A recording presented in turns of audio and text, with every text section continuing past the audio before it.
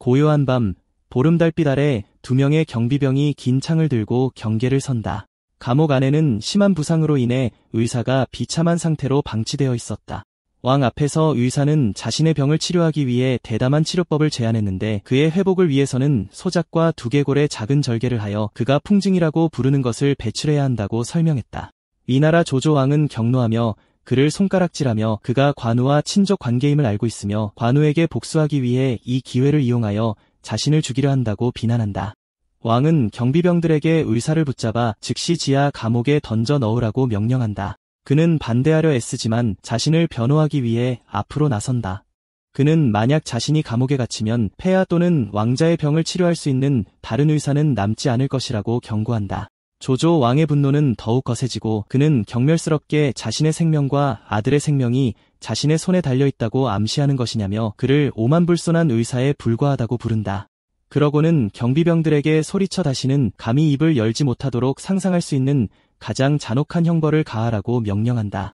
끌려가는 동안 의사는 더 많은 생명을 구하고 싶었을 뿐인데 자신에게 닥친 부당함에 씁쓸함을 느낀다. 그는 자신의 의학서적을 간수에게 건네주며 이 책들이 계속해서 전국적으로 의사들이 병자를 치료하는데 도움이 되기를 바랐던 순간을 떠올린다. 그는 이것으로 충분하다고 생각한다. 설령 자신이 죽더라도 다른 사람들이 계속해서 생명을 구할 수 있다면 그것으로 충분하다. 갑자기 완전히 다른 장소에서 그는 현대적인 방에서 깨어나 머리를 움켜쥐고 고통스러워하며 자신이 어디에 있는지, 얼마나 오랫동안 이렇게 갇혀 있어야 하는지 혼란스러워한다. 그는 만약 자신이 아직 살아있다면 더 많은 환자를 구해야 한다고 생각한다. 그의 손이 책에 닿자 그는 왜 의학서적이 이곳에 있는지 궁금해하며 자신의 학창시절과 의학서적을 처음 읽었을 때 느꼈던 열정을 떠올리며 그 책이 없었다면 의사가 되지 못했을 것이라고 믿으며 결코 놓아주고 싶지 않았다고 생각한다. 그 젊은이는 그 책의 정확한 내용에 놀라며 그가 본 그 어떤 의학서적보다 뛰어나다고 생각한다. 더욱 이상한 점은 그 글자들이 완전히 새롭게 보임에도 불구하고 그 안에 있는 모든 단어를 이해한다는 것이다. 그러고는 그는 제목을 큰 소리로 읽는다. 인체 해부학 기초. 그 순간 자신의 것이 아닌 이상한 기억들이 그의 마음속으로 밀려들어온다. 마치 자신이 직접 겪은 것처럼 느껴지는 현대적인 의료 환경에서의 다른 사람의 생생한 기억들. 그는 심한 고통과 혼란스러움에 머리를 움켜쥐고는 충격에 휩싸여 거울에 비친 자신의 모습을 바라보며 자신에게 무슨 일이 일어나고 있는지 그리고 자신이 이 젊은이의 몸을 차지했을 가능성이 있는지 궁금해한다. 그는 소리치며 무슨 일이 일어나고 있는지 설명해 달라고 외친다. 약간 진정된 후 그의 시선은 주변을 탐색하기 시작하고 냉장고와 음식을 보존하는 기능을 인식한다. 그는 어떻게 이런 일이 가능한지 그리고 지금 자신이 어느 시대에 있는지 궁금해하며 놀라움이 커진다. 의사는 자신의 마음속으로 밀려들어오는 이 기억들이 자신이 차지한 젊은이의 몸의 기억일 것이라고 깨닫는다. 그는 충격에 몇 걸음 물러서서 여전히 멍한 채로 냉장고에 기댄 채 자신이 얼마나 미래로 여행했는지 궁금해한다. 방 안에 있는 이상한 기계가 그의 주의를 끌고 그의 새로운 기억들은 그것을 컴퓨터라고 알려준다. 마치 사용하는 방법을 기억하는 것처럼 그의 몸이 저절로 움직이는 것을 발견한다. 그의 손은 무의식적으로 사용자 이름과 비밀번호를 입력하는데 이는 그를 더욱 놀라게 한다. 그는 이 시대에는 의사들이 이 장치를 사용하여 다른 의사들의 수술 데이터를 검색할 수 있다는 것을 알게 되고 이러한 놀라운 세상에 대한 엄청난 감탄을 표하며 이런 시대에는 누구나 의사가 될 수 있다고 믿는다. 현대의학이 절단된 혈관을 다시 연결하는 데 그치지 않고 신경도 다시 연결할 수 있다는 것을 알게 되자 그의 놀라움은 계속되고 현대의학은 정말 믿을 수 없다고 결론짓는다.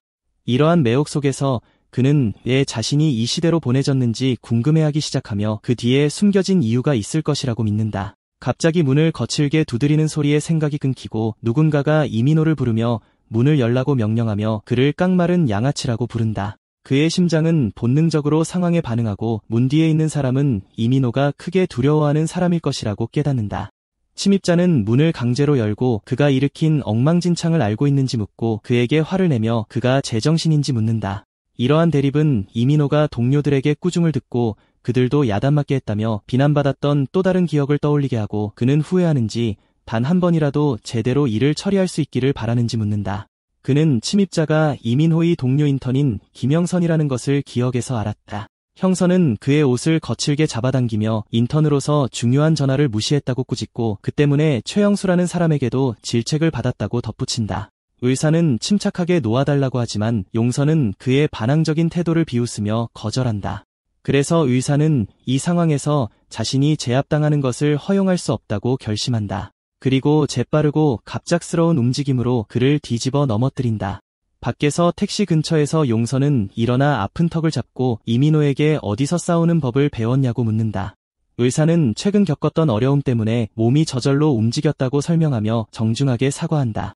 경선은 그의 이상한 말투에 어리둥절하고 의사는 자신의 말투가 이 시대에 이상하게 들리는지 궁금해한다. 그의 동료는 교대 근무를 마치는 것은 전화를 무시할 변명이 되지 못하며 나중에 인턴 평가에서 끔찍한 결과가 있을 것이라고 경고하며 계속해서 그를 질책한다. 그러나 의사는 듣고 있지 않았다. 그는 차창 밖으로 보이는 아름다운 도시 풍경에 매료되어 자동차, 고층 빌딩, 거대한 다리를 바라보며 이 세상이 얼마나 발전했는지 놀라워했다. 그는 말을 타고 이독한 환자에게 빨리 도착하는 것이 행운으로 여겨졌던 과거를 떠올린다.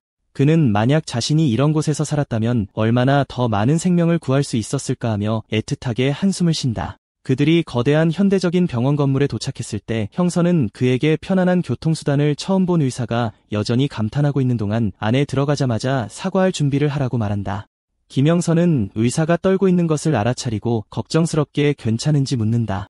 의사는 가슴을 움켜쥐며 그 순간 몸의 진짜 주인인 이민호가 자신의 의식 깊은 곳에서 그에게 말을 걸고 있다는 것을 깨닫고 지난밤에 사망했으며 그들이 향하고 있는 이 병원이 그를 죽였다고 분명히 말한다. 심실세동 환자를 소생시키기 위해 의료팀이 제세동기를 150줄로 충전하라고 명령하는 일련에 겹치는 기억들이 그의 마음속을 스쳐 지나간다. 기억이 더욱 선명해지고 이민호 자신이 충격과 공포에 질려 그 장면을 서서 지켜보고 있는 것을 본다. 기억은 황인봉 과장의 사무실로 바뀌고 그는 인턴이라도 사망한 환자를 수술실로 데려오지 않아야 한다는 것을 알아야 한다며 맹렬하게 소리치고 있었다. 형선은 상황이 급박했다고 설명하며 상황을 변호하려 하지만 과장은 화를 내며 그의 말을 끊는다. 황 과장은 계속해서 고함을 지르며 환자의 가족이 소송을 제기했고 응급실에서는 환자가 아직 살아있었다고 주장하여 환자를 제대로 확인하지 않은 부주의한 인턴 때문에 자신이 이 엉망진창을 감당하게 되었다고 밝힌다. 형선이 좌절한 표정을 짓자 과장은 이 문제를 간과하지 않을 것이라고 단언한 다음 이민호에게 소송이 취하될 때까지 계속 근무하도록 명령한다. 또 다른 기억이 나타나 민호가 지쳐서 방으로 돌아와 침대에 쓰러지며 과로로 27세의 나이로 사망하기 전에 마지막으로 했던 생각을 떠올린다. 그와 형선이 병원에 들어서자 의사는 과거와 현재 모두 권력을 가진 사람들은 자신의 자존심만 생각한다고 생각한다. 그는 들어서자마자 로비에서 기다리고 있는 엄청난 수의 환자들에게 놀란다. 그러나 압도당하는 대신 그의 눈은 흥분으로 빛나며 이 모든 환자들을 직접 진찰하게 될지 행복하게 궁금해한다. 그들은 또 다른 의사인 최영수 2년차 레지던트에게 방해받고 그는 화를 내며 그들에게 하찮다고 부르고 왜 늦었는지 물으며 특히 이민호를 향해 위협을 가한다. 의사는 민호의 기억에서 영수가 나쁜 성격으로 유명하다는 것을 기억한다. 영수는 대답하지 않는다고 꾸짖고 교통사고 환자의 파일을 그에게 던진다. 그는 자신이 중심 정맥관을 확보하는 동안 환자를 삽관하라고 명령하며 환자의 활력 징후가 엉망이라고 언급하고 지난번처럼 실패하면 환자가 이번에는 정말 죽을 것이라는 가혹한 경고로 결론을 내린다. 형선이 걱정스러운 표정으로 그를 바라보는 동안 의사는 결의에 찬 표정으로 상황을 바라보며 자신이 할 수 있다고 스스로를 다독인다. 의사는 이민호가 배웠던 모든 의료시술이 마치 자신의 지식인 것처럼 그의 마음속에 새겨져 있다고 느낀다. 그는 눈앞의 삽관 작업에 집중하는데 이는 기도가 막히거나 흉부 부상으로 호흡이 곤란할 때 사용되는 생명을 구하는 기술이다. 민호의 기억을 사용하여 그는 시술을 시작한다. 먼저 후두경을 환자의 입에 삽입하여 성문이 명확하게 보이는지 확인한 다음 튜브를 성문 너머로 부드럽게 밀어넣고 제자리에 고정한다. 의사는 튜브가 성공적으로 고정되었다고 발표하고 레지던트인 최영수는 놀라운 표정으로 그를 바라보며 진행하라고 명령한다. 영수는 만약 그가 더듬거렸다면 가혹하게 꾸짖을 준비가 되어 있었지만 민호가 이번에는 운이 좋았다고 생각한다. 다음으로 그들은 X선 이미지를 검사하기 위해 이동하고 의사는 신체 내부를 볼 수 있게 해주는 이 기술에 깊은 인상을 받는다. 그는 여러 개의 늑골 골절을 발견하고 동요 가슴인지 궁금해하며 흉골 골절을 나타내는 그림자도 본다. 그 순간 흉부외과 펠로우인 오국한이라는 또 다른 의사가 도착한다.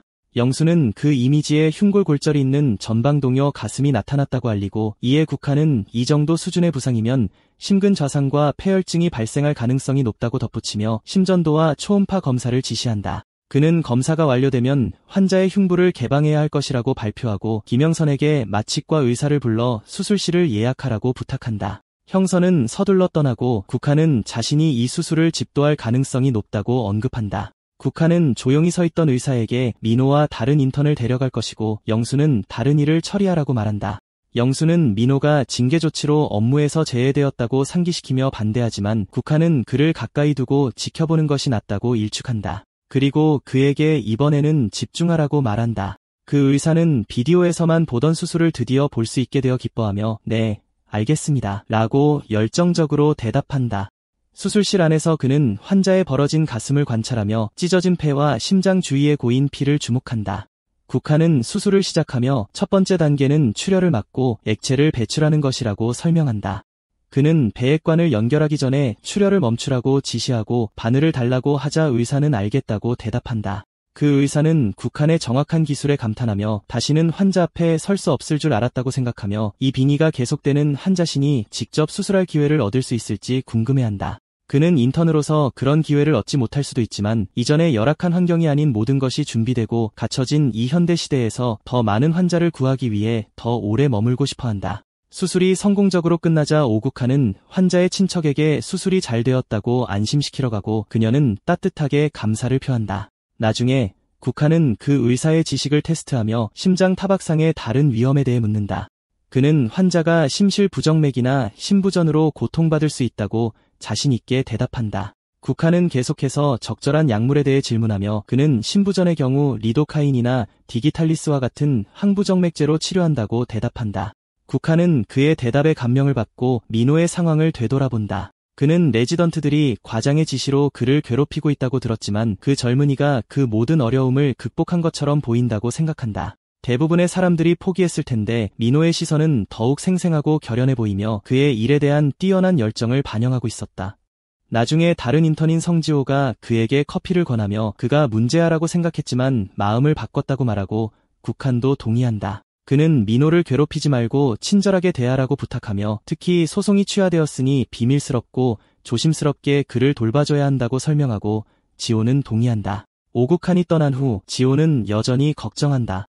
민호가 부당하게 비난받았다는 것을 깨달았지만 과장인 황이 정말로 침묵할지 궁금해한다. 휴게실에서 그 의사는 그날의 첫 끼니를 먹기 위해 앉는다.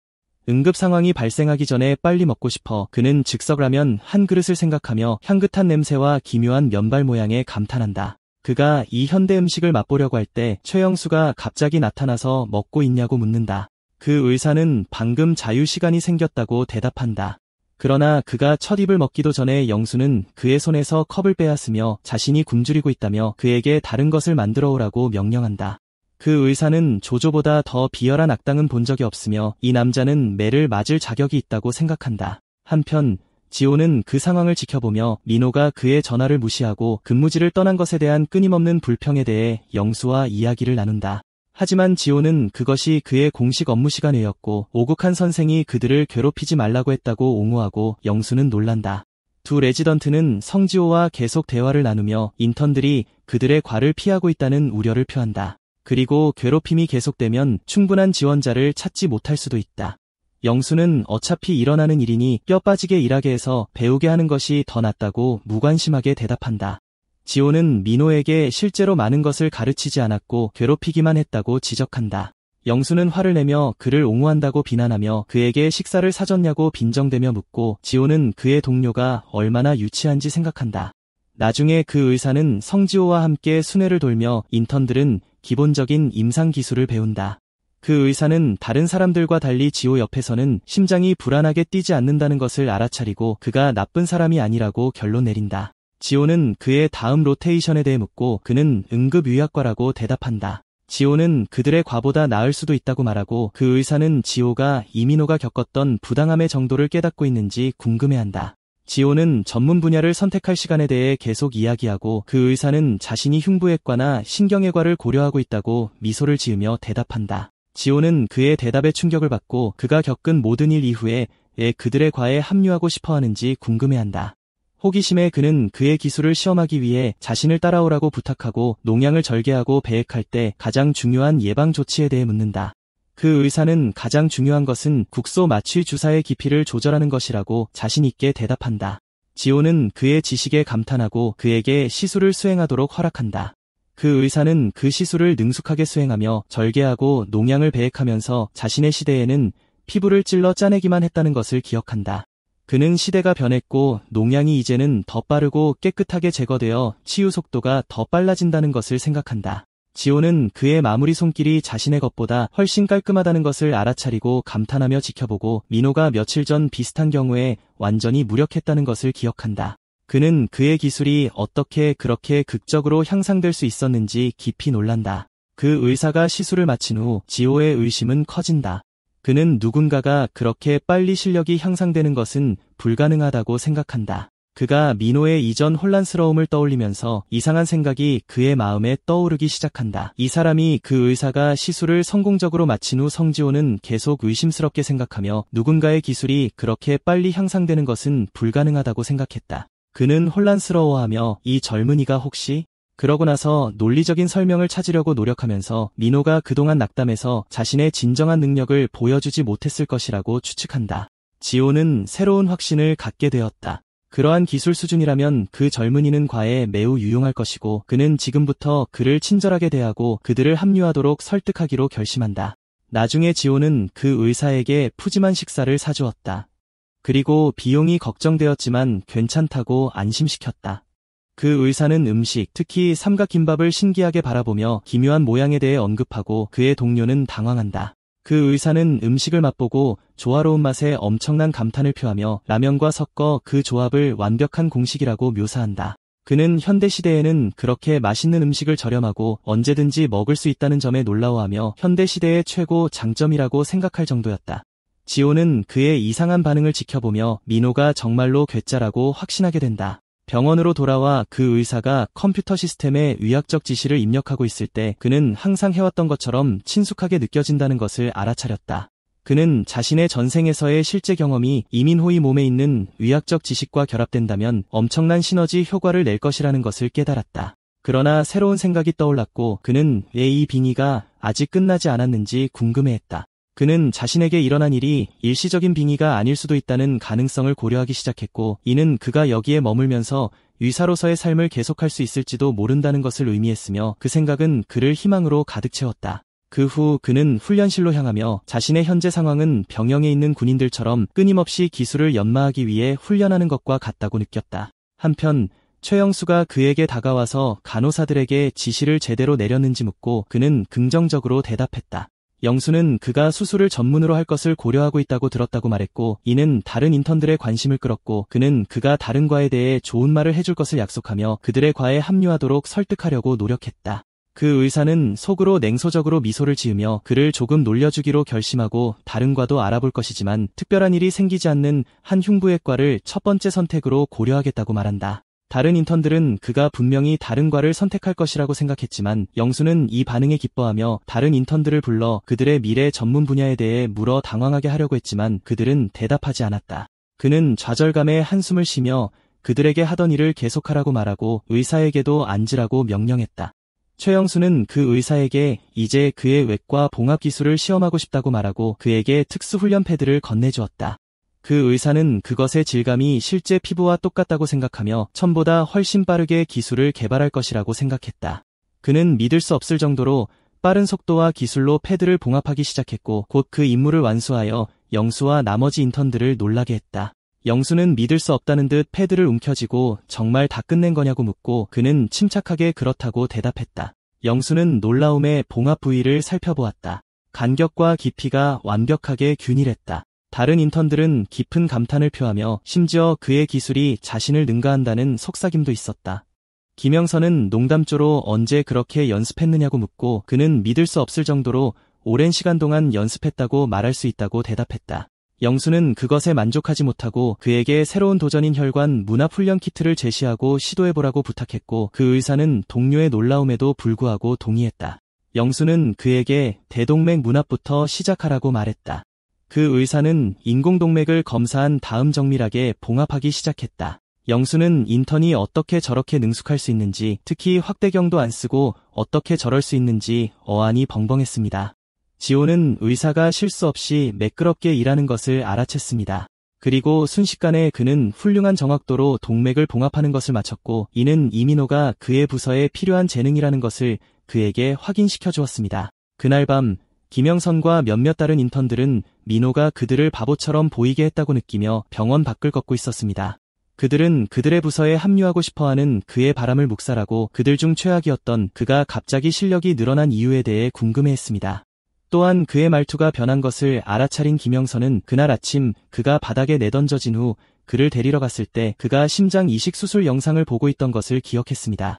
그들은 그가 집에서 열심히 공부하고 있다고 결론지었고, 그들 중 한 명은 그가 살아남기 위해 열심히 싸우고 있다고 말했습니다. 형선은 좌절감을 표현했습니다. 그는 그가 단순하고 순진하다고 생각했지만 그가 그들을 놀라게 했습니다.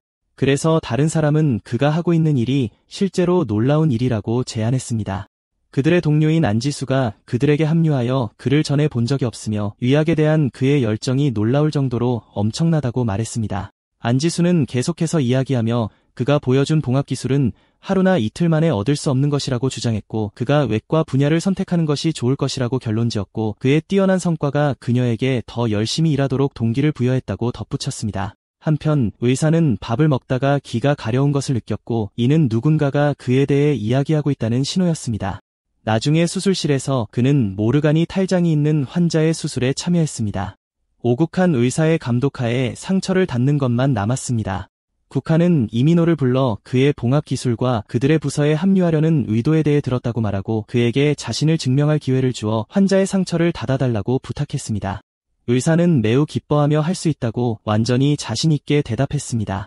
시작하기 전에 그는 상처 내부의 모든 것이 괜찮은지 확인한 다음 배액관을 연결하고 봉합을 시작하겠다고 발표하고 필요한 도구를 요청했습니다. 의사는 조심스럽게 배액관을 배치한 다음 극도의 정확도로 근육층을 봉합하기 시작했고, 이는 관찰하고 있던 국한에게 깊은 인상을 주었습니다. 국한은 만약 민호가 잘 훈련된다면 뛰어난 의사가 될 것이라는 그의 말을 기억했고, 이제 그는 그의 동료의 높은 칭찬을 이해했습니다. 마친 후 그는 국한에게 상처 봉합이 완료되었다고 알렸습니다. 국한은 깔끔한 바느질을 감탄하며 검사한 다음 그에게로 돌아서서 그에게 최고의 칭찬을 해주고 그가 본 최고의 인턴이라고 말했습니다. 나중에 16병동 휴게실에서 김주혁 교수는 환자 파일을 검토하고 있었습니다. 그는 상처의 봉합 기술이 레지던트의 솜씨일 수 없다는 것을 알아차리고 국한의 모든 환자가 같은 유형의 깔끔한 바느질을 가지고 있다는 것을 발견했습니다. 그는 레지던트를 소환하여 국한이 수술을 수행했는지 물었고, 레지던트는 그의 명령에 오류가 없다고 부인하며 확인했습니다. 교수는 국한이 직접 상처를 닫았을 것이라고 결론지었지만 이상하게 생각했습니다. 레지던트는 진실을 밝혀 국한이 봉합을 하지 않았다고 말하여 교수를 놀라게 했습니다. 교수는 충격을 받아 물었습니다. 그럼 누가 했습니까? 부품 배치와 레지던트는 그것을 한 사람은 인턴 이민호라고 대답했습니다. 김주혁 교수는 그가 들은 것을 믿을 수 없었지만 성지호는 인턴 이민호가 그 뛰어난 봉합을 수행한 사람이라고 확인시켜 주었고, 그가 흉부외과에서 떠오르는 스타라고 열정적으로 말했습니다. 그 젊은이의 솜씨에 대한 소문은 서울대학교 병원을 통해 빠르게 퍼져나갔습니다. 다음 날 아침 의사들은 구내식당에서 그에 대해 이야기하고 있었고, 한 명은 그가 처벌 기간 동안 정신을 차렸고 이제 그의 봉합 기술이 전문가 수준이라고 추측했습니다. 또 다른 의사는 성지호가 병원을 돌아다니며 그들이 민호를 그들의 부서에 모집해야 한다고 모든 사람을 설득하려고 노력하고 있다고 덧붙였습니다. 회의론자는 그가 겪었던 모든 어려움 후에 그들에게 합류하는 데 동의할지 궁금해했지만 그의 동료는 그가 예외적인 일이 일어나지 않는 한 그들의 부서에 지원할 것이라고 민호 자신이 말했다는 것을 들었다고 대답했고, 이는 그들을 놀라게 했습니다. 그 후 대화는 그가 어느 부서로 옮겼는지 묻는 것으로 바뀌었고, 대답은 응급의료센터였습니다. 실제로 의사는 그의 동료인 안지수와 함께 응급실에서 교대 근무를 시작했고, 그녀는 응급의료는 수술과 달리 우선순위가 응급처치와 정확한 진단이라고 설명했습니다. 의사는 수술실에 들어갈 수 없다는 사실에 약간 후회했지만 다양한 환자를 진찰하는 것을 기대하고 있었습니다. 부서에 들어서자 그들은 동료인 희웅과 석군에게 인사를 받았습니다. 인사를 나눈 후 그는 그들에게 합류했고 의사는 이들이 정형외과에서 온 동료들이라는 것을 깨달았습니다. 석구는 그에게 따뜻하게 다가가 그가 겪었던 어려움에 대해 슬픔을 표현하고 새로운 장을 시작하라고 격려했고 이는 그에게 이 동료가 나쁜 사람이 아니라는 느낌을 주었습니다. 지수는 부서에서 가장 엄격한 의사에 대해 물었고 희웅은 오인의 의사가 무서울 수 있지만 나쁘지는 않으며 그들이 정말로 조심해야 할 사람은 다른 사람이라고 대답했습니다. 그는 장태주 교수라고 밝혔습니다. 지수는 교수가 그랬다는 사실에 놀랐고 희웅은 그가 병원 이사장이 외상센터를 설립하기 위해 개인적으로 초빙한 교수라고 설명했습니다. 그는 비록 좋은 사람이지만 심각한 외상 환자가 도착할 때마다 근처에 있는 레지던트를 잡아 수술실로 직행하여 응급실 의사들을 어려운 입장에 처하게 한다고 덧붙였습니다. 그리고 아무도 그에게 감히 도전하지 못합니다. 왜냐하면 그는 이사장의 지원을 받고 있기 때문입니다. 의사는 교수가 인턴도 데려가는지 간절히 물었고 희웅은 그렇다고 대답했지만 그들의 역할은 수술 준비에 국한됩니다. 의사의 눈이 빛났고 이는 그에게 새로운 기회가 될 수 있다는 것을 깨달았습니다. 한편 다른 곳에서는 펠로우 신희철이 인턴 이민호에 대해 이야기하고 있었고 그는 황 교수가 그 환자의 사망 후 끝없는 교대 근무로 처벌한 사람이라고 기억했습니다. 펠로우 신해철은 레지던트 차상식과 계속 대화를 나누며 이민호의 응급실 도착으로 모두가 약간 어색해졌다고 주장합니다. 그러나 희철은 처음부터 문제는 환자 가족이 제기한 터무니없는 소송이었다고 반박하며 아무도 책임을 져서는 안 되며 황 교수의 반응이 너무 가혹했다고 말합니다. 그는 황이 소송이 취하된 후 휴가를 내고 해외로 갔다는 말을 들었다고 덧붙였고 이는 그를 그의 눈에 하찮은 사람처럼 보이게 합니다. 상식은 이민호가 사건 이전에도 서투르고 믿을 수 없는 사람으로 알려져 있었다고 지적하며 우려를 표명했습니다. 갑자기 희철은 의사가 레지던트에게 날카롭게 소리치는 소리를 들었고 그에게 자신의 임무를 제대로 수행하지 못한다고 질책했습니다. 희철은 과거의 장면들을 떠올렸습니다. 민호는 기본적인 프로토콜을 따르지 않아 최영수에게 끊임없이 꾸짖음을 당하고 때로는 맞기도 했습니다. 그리고 그는 그를 패배한 의사로 보았습니다. 이러한 기억 후에 희철은 민호가 정말로 믿을 수 없다는 데 동의했습니다. 그러나 그는 젊은이가 최근에 정신을 차렸다는 오국한 의사의 말을 들었다고 덧붙였고 그는 그를 직접 시험해보기로 결정했습니다. 그는 상식에게 그의 성과가 이전보다 나쁘다면 그가 결코 용납하지 않을 것이라고 말하라고 요청했습니다. 왜냐하면 그는 이를 대충 넘어가는 유형이 아니기 때문입니다. 나중에 희철은 새로운 인턴들을 모아 응급실을 기본적인 임상기술을 익혀야 하는 실제 전장이라고 설명했습니다. 그런 다음 그는 의사에게 직접 말을 걸어 그가 흉부외과를 선택하려는 의도가 있다는 말을 들었다고 언급했습니다. 그는 그에게 일반 외과 부서가 그를 유망한 인턴으로 여길 수 있지만 응급실에서 게을리하지 말라고 경고했습니다. 의사는 침착하게 대답하며 이독한 환자를 치료하는 데 있어 부서의 중요성을 이해하고 있기 때문에 열심히 배우겠다고 확신했습니다. 희철은 그의 대답에 감탄했고 교활한 미소를 지으며 의무 기록을 검토했는지 물었습니다. 의사는 자신감 있는 예스로 대답했고 이는 그의 동료들을 놀라게 했습니다. 그는 그가 검토했던 방대한 양의 기록을 기억했습니다. 그러나 그의 과거 경험 덕분에 정보는 그가 이해하기 어렵지 않았습니다. 희철은 그의 대답에 놀라며 그가 정말로 변했는지 궁금해했습니다. 그런 다음 의사는 판을 뒤집어 그의 두 동료에게 그들도 기록을 검토했는지 물었고 그들은 말을 더듬고 망설이며 그렇다고 말했습니다.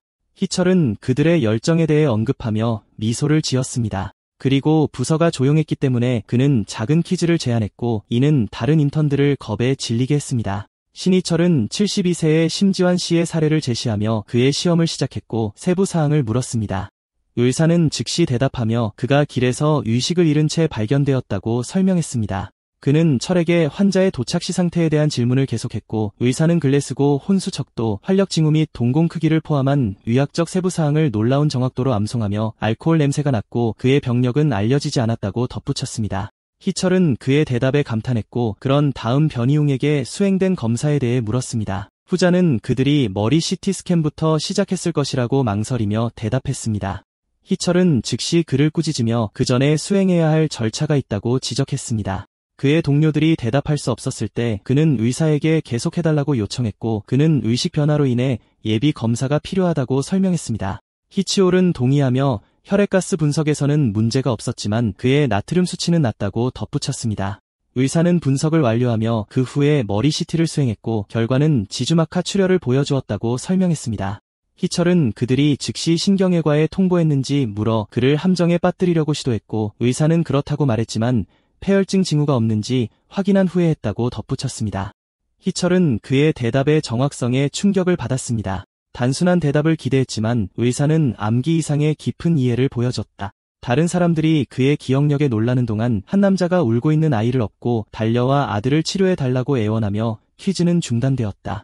희철은 아이를 침대에 눕히라고 지시했고 유료팀은 깊은 출혈 상처를 닦기 시작했다. 그들은 바지를 찢어 무릎 위에 상처를 드러냈고 지수는 소독제로 닦기 시작했다. 그런 다음 손상을 정확하게 평가하기 위해 말렸다. 의사는 밝은 붉은 피가 동맥 손상을 나타내는 것을 알아차렸고 상처의 깊이로 보아 스라 동맥이 손상되었음을 추론했다. 즉시 그는 출혈을 멈추기 위해 아이 허벅지의 특정 지점을 강하게 눌렀다. 희철은 충격을 받아 그에게 어떻게 그렇게 정확하게 동맥을 찾았는지 물었고 그는 침착하게 주변 해부학적 구조를 시각화한 다음 혈관을 찾았다고 대답했다. 의사가 능숙하게 아이의 출혈을 멈춘 후 간호사는 여전히 놀라움에 휩싸여 이 젊은이 이민호가 천재인지 궁금해하는 펠로우 신희철에게 국소 마취제를 건넸다. 그날 밤 서울대학교 병원에서 의사는 늦었지만 맛있는 저녁 식사를 구내식당에서 즐기고 더 자주 방문하기로 했다. 다음날 메뉴를 생각하는 동안 그는 레지던트 우이네가 동료 안지수를 심하게 꾸짖는 것을 보았다. 이내는 그녀에게 인턴인지 레지던트인지 날카롭게 물었고 의사는 눈앞의 광경이 마음에 들지 않았다. 이내는 지수가 스스로 지시를 내릴 거면 레지던트나 다름없다고 덧붙였다. 그녀는 계속해서 그녀를 질책하며 최소한 정확한 지시를 내려야 한다고 말하며 복통을 호소하는 여성 환자의 경우 자궁의 임신의 가능성을 항상 고려해야 한다고 상기시켰다. 지수는 환자가 며칠 전에 생리를 했다고 말했다고 해명하며 자신을 변호하려고 했다. 의사는 지수가 실수를 저질렀다고 생각했고 안타깝지만 누구나 꾸지람을 통해 배우는 법이고 레지던트 방에 가려면 이 길을 지나야 했다. 그러나 이내는 생리가 임신 가능성을 배제한다는 말을 누가 했냐며 화를 내며 그녀의 말을 끊었다. 의사는 조용히 지나가려고 했지만 그녀는 그를 막았다. 그래서 그는 재치 있게 화제를 돌려 저녁을 먹었는지 묻고 맛있는 국 요리를 열정적으로 추천했다. 이내는 차갑게 그녀가 인턴이었을 때는 구내식당에 갈 시간이 없었다고 대답하며 요즘 인턴들은 버릇이 없다고 평했다. 그런 다음 그녀는 지수에게 돌아서서 이번에는 실수를 눈감아 주겠지만 다시는 용서하지 않겠다고 경고했다. 그녀가 떠난 후 지수는 그의 도움에 감사했고 그는 어색하게 그가 정말로 도울 의도는 아니었다고 대답했다. 늦은 밤 응급실 인턴들은 긴 하루 일을 마치고 야간 근무를 교대로 하고 있었다. 의사는 동료들의 극심한 피로를 알아차렸지만 그들과 달리 그는 환자들을 끊임없이 볼 수 있다는 것을 즐거워하며 과거 전염병 환자들을 돌보며 며칠 밤을 새웠던 것을 기억했다. 한편 레지던트 유복선은 집에서 쓰러진 여성 환자의 손자에게 질문하고 있었다. 손자는 할머니가 화장실에 간다고 말했고 갑자기 쿵 하는 소리가 들려 바닥에 쓰러져 있는 것을 발견했다고 설명했다. 그는 약 1분 동안 의식을 잃었고 병원으로 이송되는 동안 의식을 되찾았지만 나이를 감안할 때 걱정된다고 표현했다. 레지던트는 그녀를 빨리 살펴보기로 하고 진찰을 시작했다. 초기 검진 후 레지던트는 노파의 손자에게 지금은 모든 것이 정상으로 보인다고 안심시킨다. 그는 할머니에게 만성질환이 있는지 묻고 그는 고혈압과 당뇨병이 있다고 대답한다. 그런 다음 그는 여성에게 직접 돌아서서 의식을 잃기 직전에 어떤 느낌이 들었는지 묻는다. 여성은 갑자기 현기증이 나는 느낌이 들었다고 묘사하며 몸에서 피가 빠져나가는 듯한 느낌이 들었고 약간의 불편함이 있지만 참을 만하다고 덧붙였다. 레지던트는 경련이 없었음을 확인하고 발작의 가능성을 배제한다. 의사는 그러한 경우의 표준 절차에 따라 상황을 관찰하고 있었고 이는 일반적으로 헤드 CT 스캔으로 이동하기 전에 포괄적인 테스트로 시작된다. 그러나 과거 경험을 바탕으로 그는 이 경우가 일시적인 뇌혈류 감소로 인한 실신일 가능성이 높으며 고혈압 약물이 원인일 가능성이 높다고 생각하며 이러한 모든 검사에 돈을 쓸 필요가 있는지 궁금해한다. 그러나 그는 자신이 인턴일 뿐이며 프로토콜에 반대할 수 없다는 것을 상기시킨다. 레지던트는 검사 중에 심전도 검사 ECG부터 시작하기로 결정한다. 레지던트는 그에게 결과에서 무엇이 보이는지 묻고 그는 심실벽이 정상으로 보인다고 자신 있게 대답한다. 레지던트는 그의 답변에 감명받아 대부분의 인턴은 무엇을 보고 있는지조차 모른다고 언급한다. 가슴과 복부를 확인하고 출혈이 없는지 확인한 후 그는 헤드 CT 스캔을 진행하기로 결정한다. 검사 결과가 나온 후 심각한 문제는 없다는 것이 분명해졌다. 레지던트는 가족에게 할머니의 혈압 약물이 실신을 유발했을 수 있다고 설명하고 하루 동안 병원에 입원시켜 관찰할 것을 제안하며 가족은 즉시 동의한다. 일찍이 동료들과 이야기하는 동안 누가 다음 수석 레지던트가 될 것인지에 대한 질문이 나왔다. 누군가 유복선 의사가 유력한 후보라고 언급했고 의사는 이제 교수들이 왜 그녀를 그렇게 면밀히 주시하는지 이해했다. 갑자기 진통제를 먼저 주지 않고 검사를 진행하고 있다며 항의하는 화난 남자의 비명소리가 부서를 깨운다. 의사들을 미쳤다고 부르고 병원장을 외치기 시작한 석군이 환자를 진정시키려고 하지만 남자는 그를 세게 때려 땅에 쓰러뜨리고 심한 통증을 느낀다고 소리치며 안지수를 향해 위협적으로 나아간다. 동료에 대한 폭력적인 환자의 위협에 직면한 의사는 잠시도 망설이지 않았다. 무심코 그의 주먹이 날아가 환자를 한 방에 쓰러뜨렸고 동료들은 충격에 빠졌다. 의사는 환자가 의료진을 대하는 방식에 분노했고 이것이 방어적인 반응으로 누군가를 공격한 두 번째였다는 것을 떠올리기 시작했다. 그는 자신이 혼란스러운 시대를 살면서 이런 종류의 사람들을 많이 보았다고 생각한다.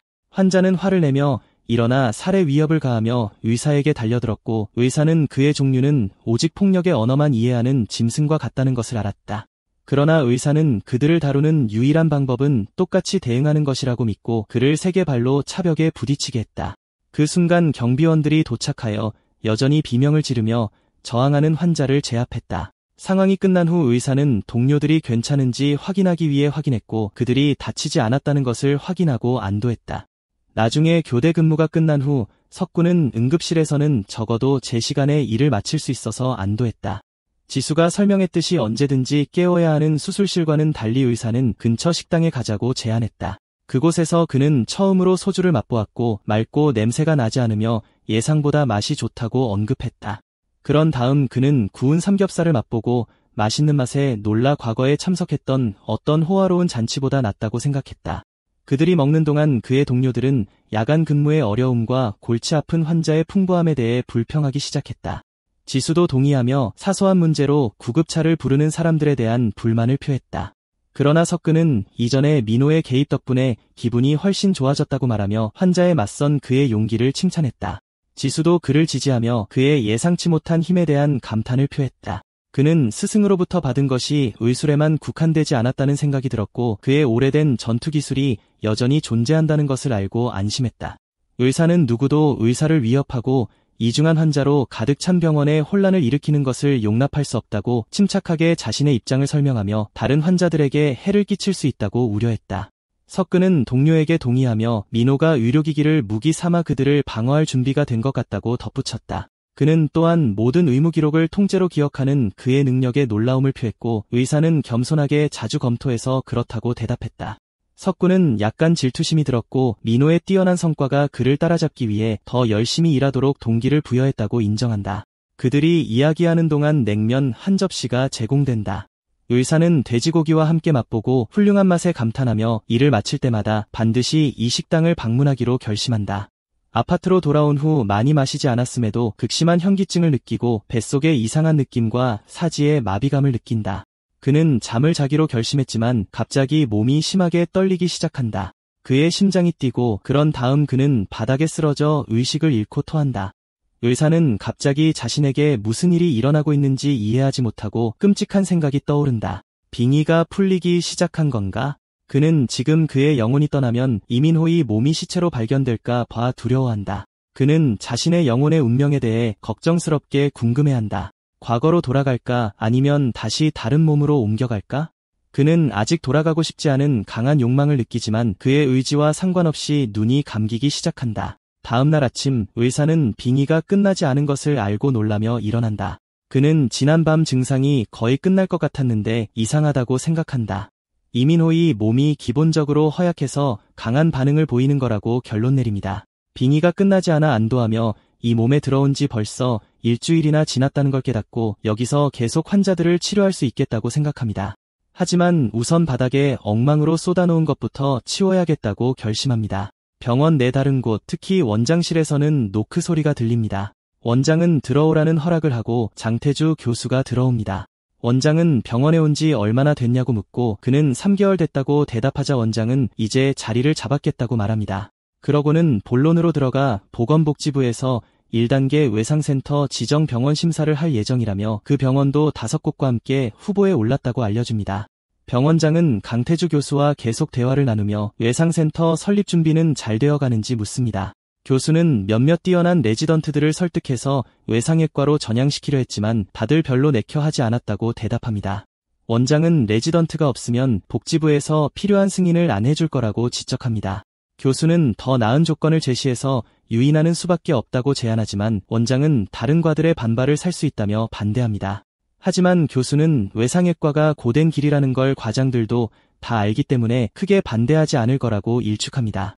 원장은 마지못해 알겠다며 좀 더 생각해 보겠다고 말합니다. 교수는 결정을 빨리 내려야 더 힘있게 추진할 수 있다고 재촉하며 복지부 심사위원들이 수술 기록을 꼼꼼히 살펴볼 테니 지금부터라도 성공적인 수술 실적을 쌓아야 한다고 상기시켜줍니다. 원장은 고맙다고 인사하며 오늘 안으로 이사장과 만나보겠다고 약속합니다. 교수는 나가기 전에 원장에게 수익성이 없는 외상센터를 그토록 고집하는 이유를 묻습니다.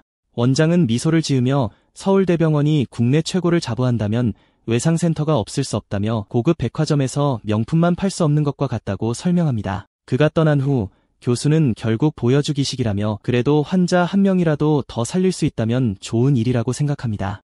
로비에서 교수는 신희철 펠로우를 만나 원장님께 좋은 소식 없냐고 묻습니다. 교수는 센터가 문을 열면 자리가 많을 거라며 동료로서 자리를 잡을 생각을 시작해야 한다고 말합니다. 희철은 신이 나서 열심히 하겠다고 약속합니다. 교수는 그에게 팀에 합류할 만한 유망한 의사도 찾아보라고 합니다. 희철은 흉부외과에 실력 좋은 인턴이 있는데 지금 응급실에 있다는 걸 바로 떠올립니다. 한편 의사는 어린아이의 어머니에게 치료가 잘 되었다고 안심시키고 있었습니다. 응급실을 걷다가 강태주 교수와 신희철이 다가오는 것을 보고 신분증을 보고 교수를 알아봅니다. 의사는 앞으로 나서서 인사를 건넵니다. 교수는 수술 실력이 좋다는 얘기를 들었다며 오국원 교수님께서 수술 중 상처 봉합을 맡기셨다고 겸손하게 대답합니다. 교수는 인턴에게 봉합을 맡겼다는 사실에 놀라움을 표하며 보통 레지던트에게 맡기는 시술이라고 말합니다. 교수는 인턴에게 든든한 배경이 없다면 실력이 엄청날 거라고 결론짓습니다. 그러고는 의사에게 솔깃한 질문을 던집니다. 칼을 더 빨리 잡고 싶지 않나? 의사의 눈이 커지고 가슴이 두근거립니다. 기회가 왔다는 걸 깨닫고 열정적으로 대답합니다. 네, 교수님. 응급실에 간호사와 함께 새로운 환자가 도착합니다. 강태주 교수는 이민호 의사에게 따라오라고 말하며 실력이 있는지 직접 확인하겠다고 말합니다. 그들이 도착하자 교수는 케이스에 대해 물었습니다. 환자가 복통을 심하게 호소하자 교수는 민호를 보며 그에게 진찰해 보라고 시킵니다. 신해철은 이 결정에 충격을 받고 아직 인턴일 뿐이라고 반대하려 합니다. 하지만 교수는 감독하러 온 것이고 10개월이나 되었으면 인턴도 복통 환자를 다룰 줄 알아야 한다며 반박합니다. 그러고는 의사에게 진행하라고 격려하고 그는 자신감 있게 동의합니다. 의사는 환자를 진찰하기 시작하고 환자는 왼쪽 아랫배부터 아프기 시작해서 더 심해졌다고 말합니다. 그는 간호사에게 활력 징후를 묻고 환자에게 배를 누를 테니 최대한 참아달라고 부탁합니다. 진찰하는 동안 의사는 통증의 정도와 환자의 반응을 보고 맹장염이나 위장 천공이 아니라는 것을 알아내고 임신이나 요관결석도 아니라고 판단합니다. 그는 자신의 경험을 바탕으로 난소꼬임이라는 거의 확실한 진단을 내립니다. 환자가 고통스러워했기 때문입니다. 의사는 질 초음파로 진단을 확인한 후 산부인과로 옮기자고 명확하게 의견을 제시합니다. 하지만 태주 교수는 위급한 환자의 경우 정맥 주사 라인을 확보하고 먼저 혈액 검사를 하는 프로토콜을 상기시키며 개입합니다. 그는 환자를 옮기기 전에 적어도 복부 초음파를 시행해야 한다며 통증 부위가 요관결석이나 자궁의 임신 때문일 수도 있다고 덧붙입니다. 의사는 자신의 진단이 오로지 경험에만 근거했다는 것을 깨닫고 판단이 너무 성급했다고 사과합니다. 교수는 희철에게 진찰을 인계하고 의사에게는 물러서라고 명령합니다. 의사는 단호하게 말한 것 때문이 아니라 환자가 고통스러워하는 동안 시간을 낭비한 것 때문에 후회하며 즉각적인 수술이 몸에 가해지는 압력을 줄이는 최선의 방법이라고 생각합니다. 나중에 연구실에서 태주 교수는 상황을 되돌아보며 새 부서를 차리는 압박감 때문에 인턴을 너무 성급하게 판단했을 수도 있다고 인정합니다. 신희철 펠로우가 장태주 교수 연구실 문을 두드리고 들어가도 되냐고 묻습니다. 교수는 이선미 환자의 상태를 묻고 희철은 임신 테스트는 음성이었고 복부 초음파에서는 병변이 보이지 않았다고 알려줍니다. 그래서 산부인과로 옮겨졌고 거기서 난소꼬임을 발견해서 지금 당장 응급수술을 받고 있습니다. 교수는 자리에서 벌떡 일어나며 이민호의 첫 진단이 맞았다는 거냐고 묻고 희철은 그렇다고 확인해줍니다. 교수는 민호가 촉진만으로 난소꼬임을 진단한 방법이 이해가 안 된다며 자신도 불가능하다고 생각하며 순전히 우연이었을 거라고 결론짓습니다. 희철은 동의하지만 교수는 그 젊은이에게 갓 부화한 병아리처럼 날카로운 직감이 있다고 덧붙입니다. 교수는 호기심에 그에게 다른 환자를 진찰할 기회를 주고 싶어하고 희철은 첫 진단이 그저 운이 좋았던 거라면 너무 나가는 것 같다고 생각하며 놀랍니다. 하지만 교수는 그냥 우연이었다는 생각을 받아들일 수 없고 민호가 자신의 실력에 대해 오만해지지 않도록 이 문제를 명확히 해야 한다고 설명하며 고집합니다. 속담에도 있듯이 벼락은 두 번 치지 않는다. 한편 의사는 컴퓨터 앞에 앉아 진단을 확인해준 검사 결과를 되돌아보고 있었습니다. 직감이 중요하다는 것을 깨닫습니다. 하지만 현대의학 시대에는 특히 환자의 입장에서 위험을 최소화하는 것이 더 중요합니다. 희철이 갑자기 끼어들어 밥은 먹었냐고 묻고는 밥은 나중에 먹고 자기랑 같이 가자고 합니다. 희철은 그를 두통을 앓고 있는 다른 환자에게 데려갑니다. 남편은 아내가 갑자기 메스꺼움을 느껴 소파에 누웠다가 구토를 하기 시작했다고 설명합니다. 의사는 메모를 하고 환자를 진찰하기 시작하며 동공이 정상이고 의식이 명료하다는 것을 알아채지만 환자는 갑자기 인턴이냐고 묻습니다. 의사가 그렇다고 확인하자 환자는 나이 많은 의사에게 진찰을 받고 싶다고 말하며 그가 정확한 진단을 내릴 수 있을지 의문을 제기합니다. 태주 교수는 이민호 의사가 실력이 있으니 믿어도 된다고 안심시키며 개입하지만 환자는 더 경험이 많은 사람이 좋다고 주장합니다. 의사는 과거에는 사람들이 자신에게 진찰을 받으려고 줄을 섰는데 지금은 거절당하고 있다는 사실에 재미있어하며 속으로 생각합니다.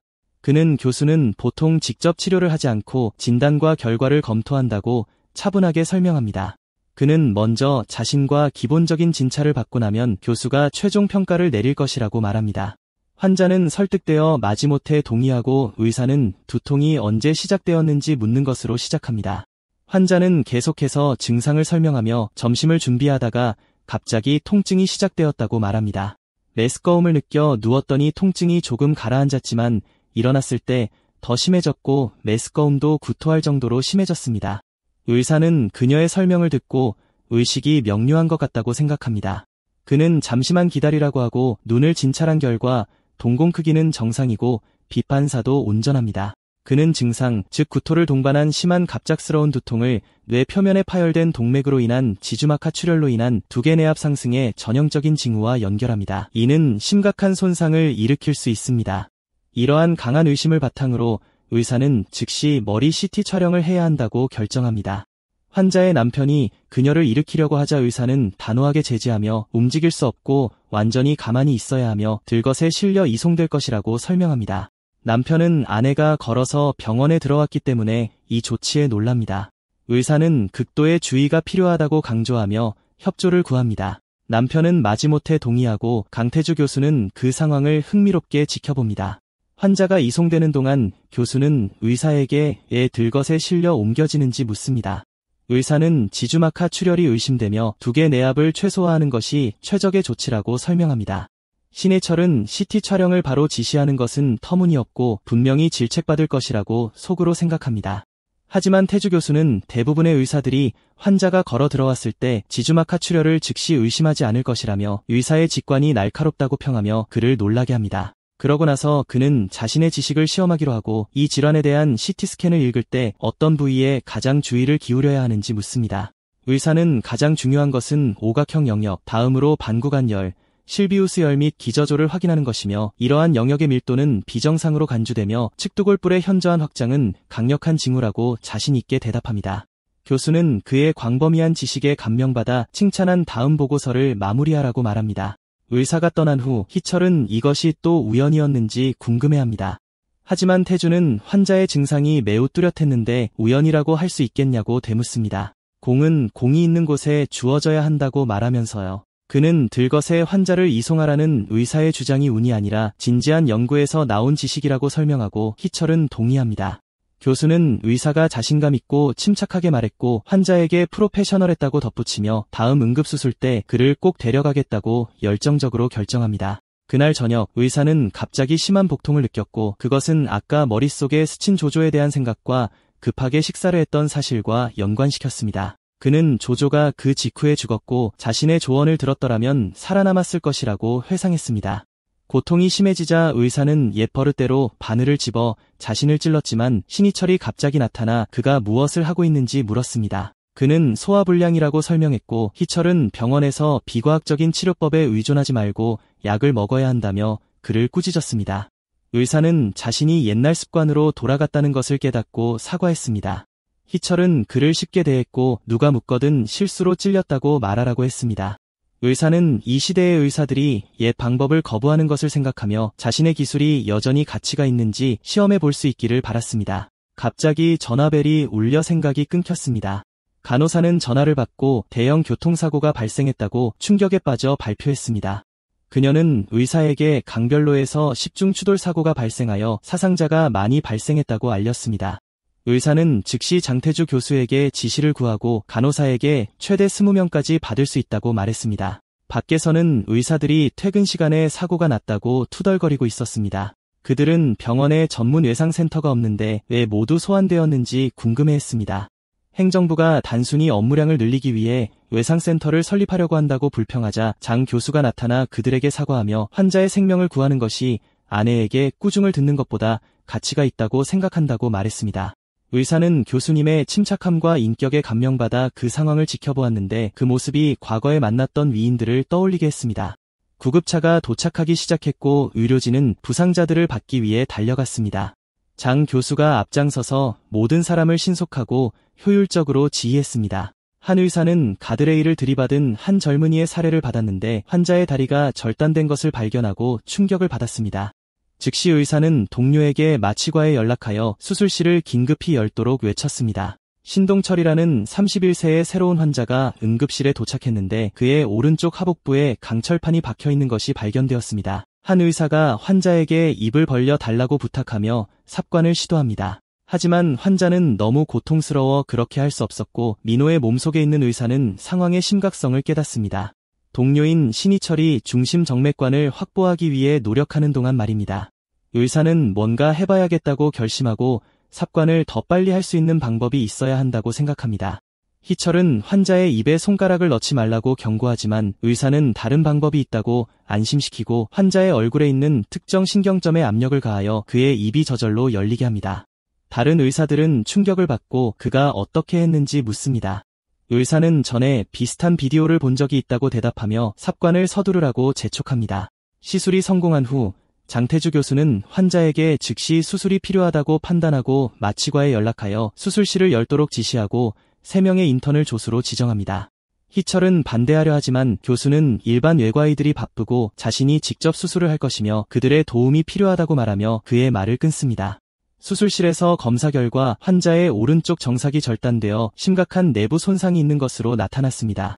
의사는 절단된 구조물을 다시 연결하는 것이 시간이 오래 걸리는 복잡한 시술이라는 것을 깨닫고 생명을 구하는데 집중하는 장 교수가 이 섬세한 문합술에 신경을 쓸까 궁금해합니다. 의사는 교수님의 수술 모습을 관찰하며 속도는 빠르지만 정밀성이 부족하다는 것을 알아챕니다. 그는 자신이 수술을 한다면 더 잘할 것이라고 생각합니다. 교수님은 의사에게 자신이 가리킨 지점을 자르라고 부탁했고 그는 자른 길이가 완벽하다는 것을 알아차렸고 그 젊은이가 수술실에 여러 번 있었을 것이라고 확신하게 되었습니다. 잠시 후 교수는 수술의 중요한 부분을 마치고 수술 부위가 어려웠지만 잘 끝났고 환자가 발기부전을 피하게 되어 다행이라고 말합니다. 의사는 수술이 얼마나 빨리 끝났는지 놀라며 교수님께 정상 문합술을 할 것인지 묻습니다. 교수는 문합술을 시행하는 것이 환자에게 더 좋겠지만 응급실에는 죽기 직전에 수술을 기다리는 다른 수많은 환자가 있으며 이 길을 넘긴 환자를 위해 더 이상 할 수 없다고 설명합니다.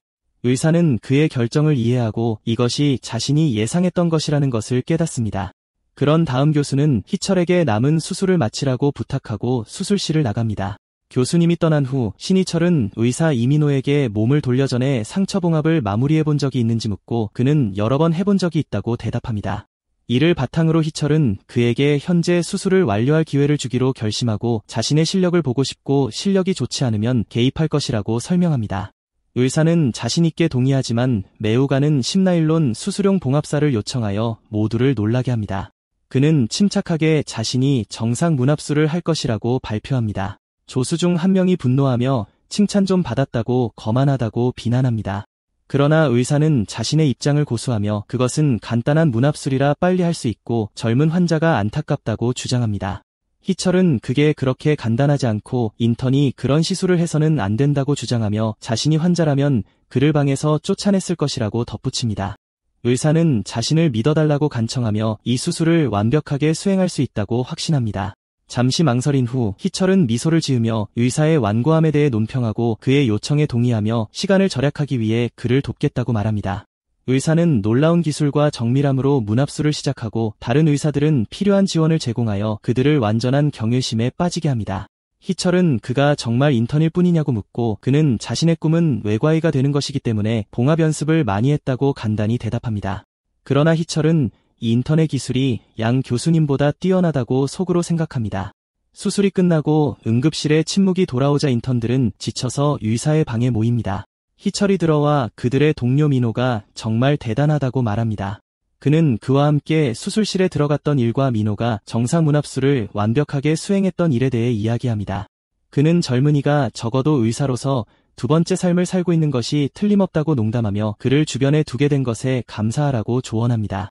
지수와 그녀의 동료는 민호가 비정상적으로 뛰어난 의사라는 것을 분명히 알 수 있었습니다.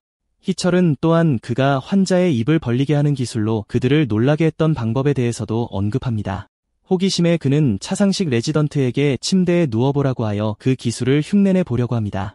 그리고 여러 차례의 실패와 코믹한 시도 끝에 그는 동료의 목에서 압점을 찾아 세게 누릅니다. 차상식이 압점을 누르자 그의 동료는 고통의 비명을 질렀고 그는 물러서서 사과했습니다. 그러나 그의 다른 동료인 변희웅과 안지수는 그의 간청을 무시하고 다시 일하러 갔고 응급의학과에는 또 다른 조용한 하루가 남았습니다.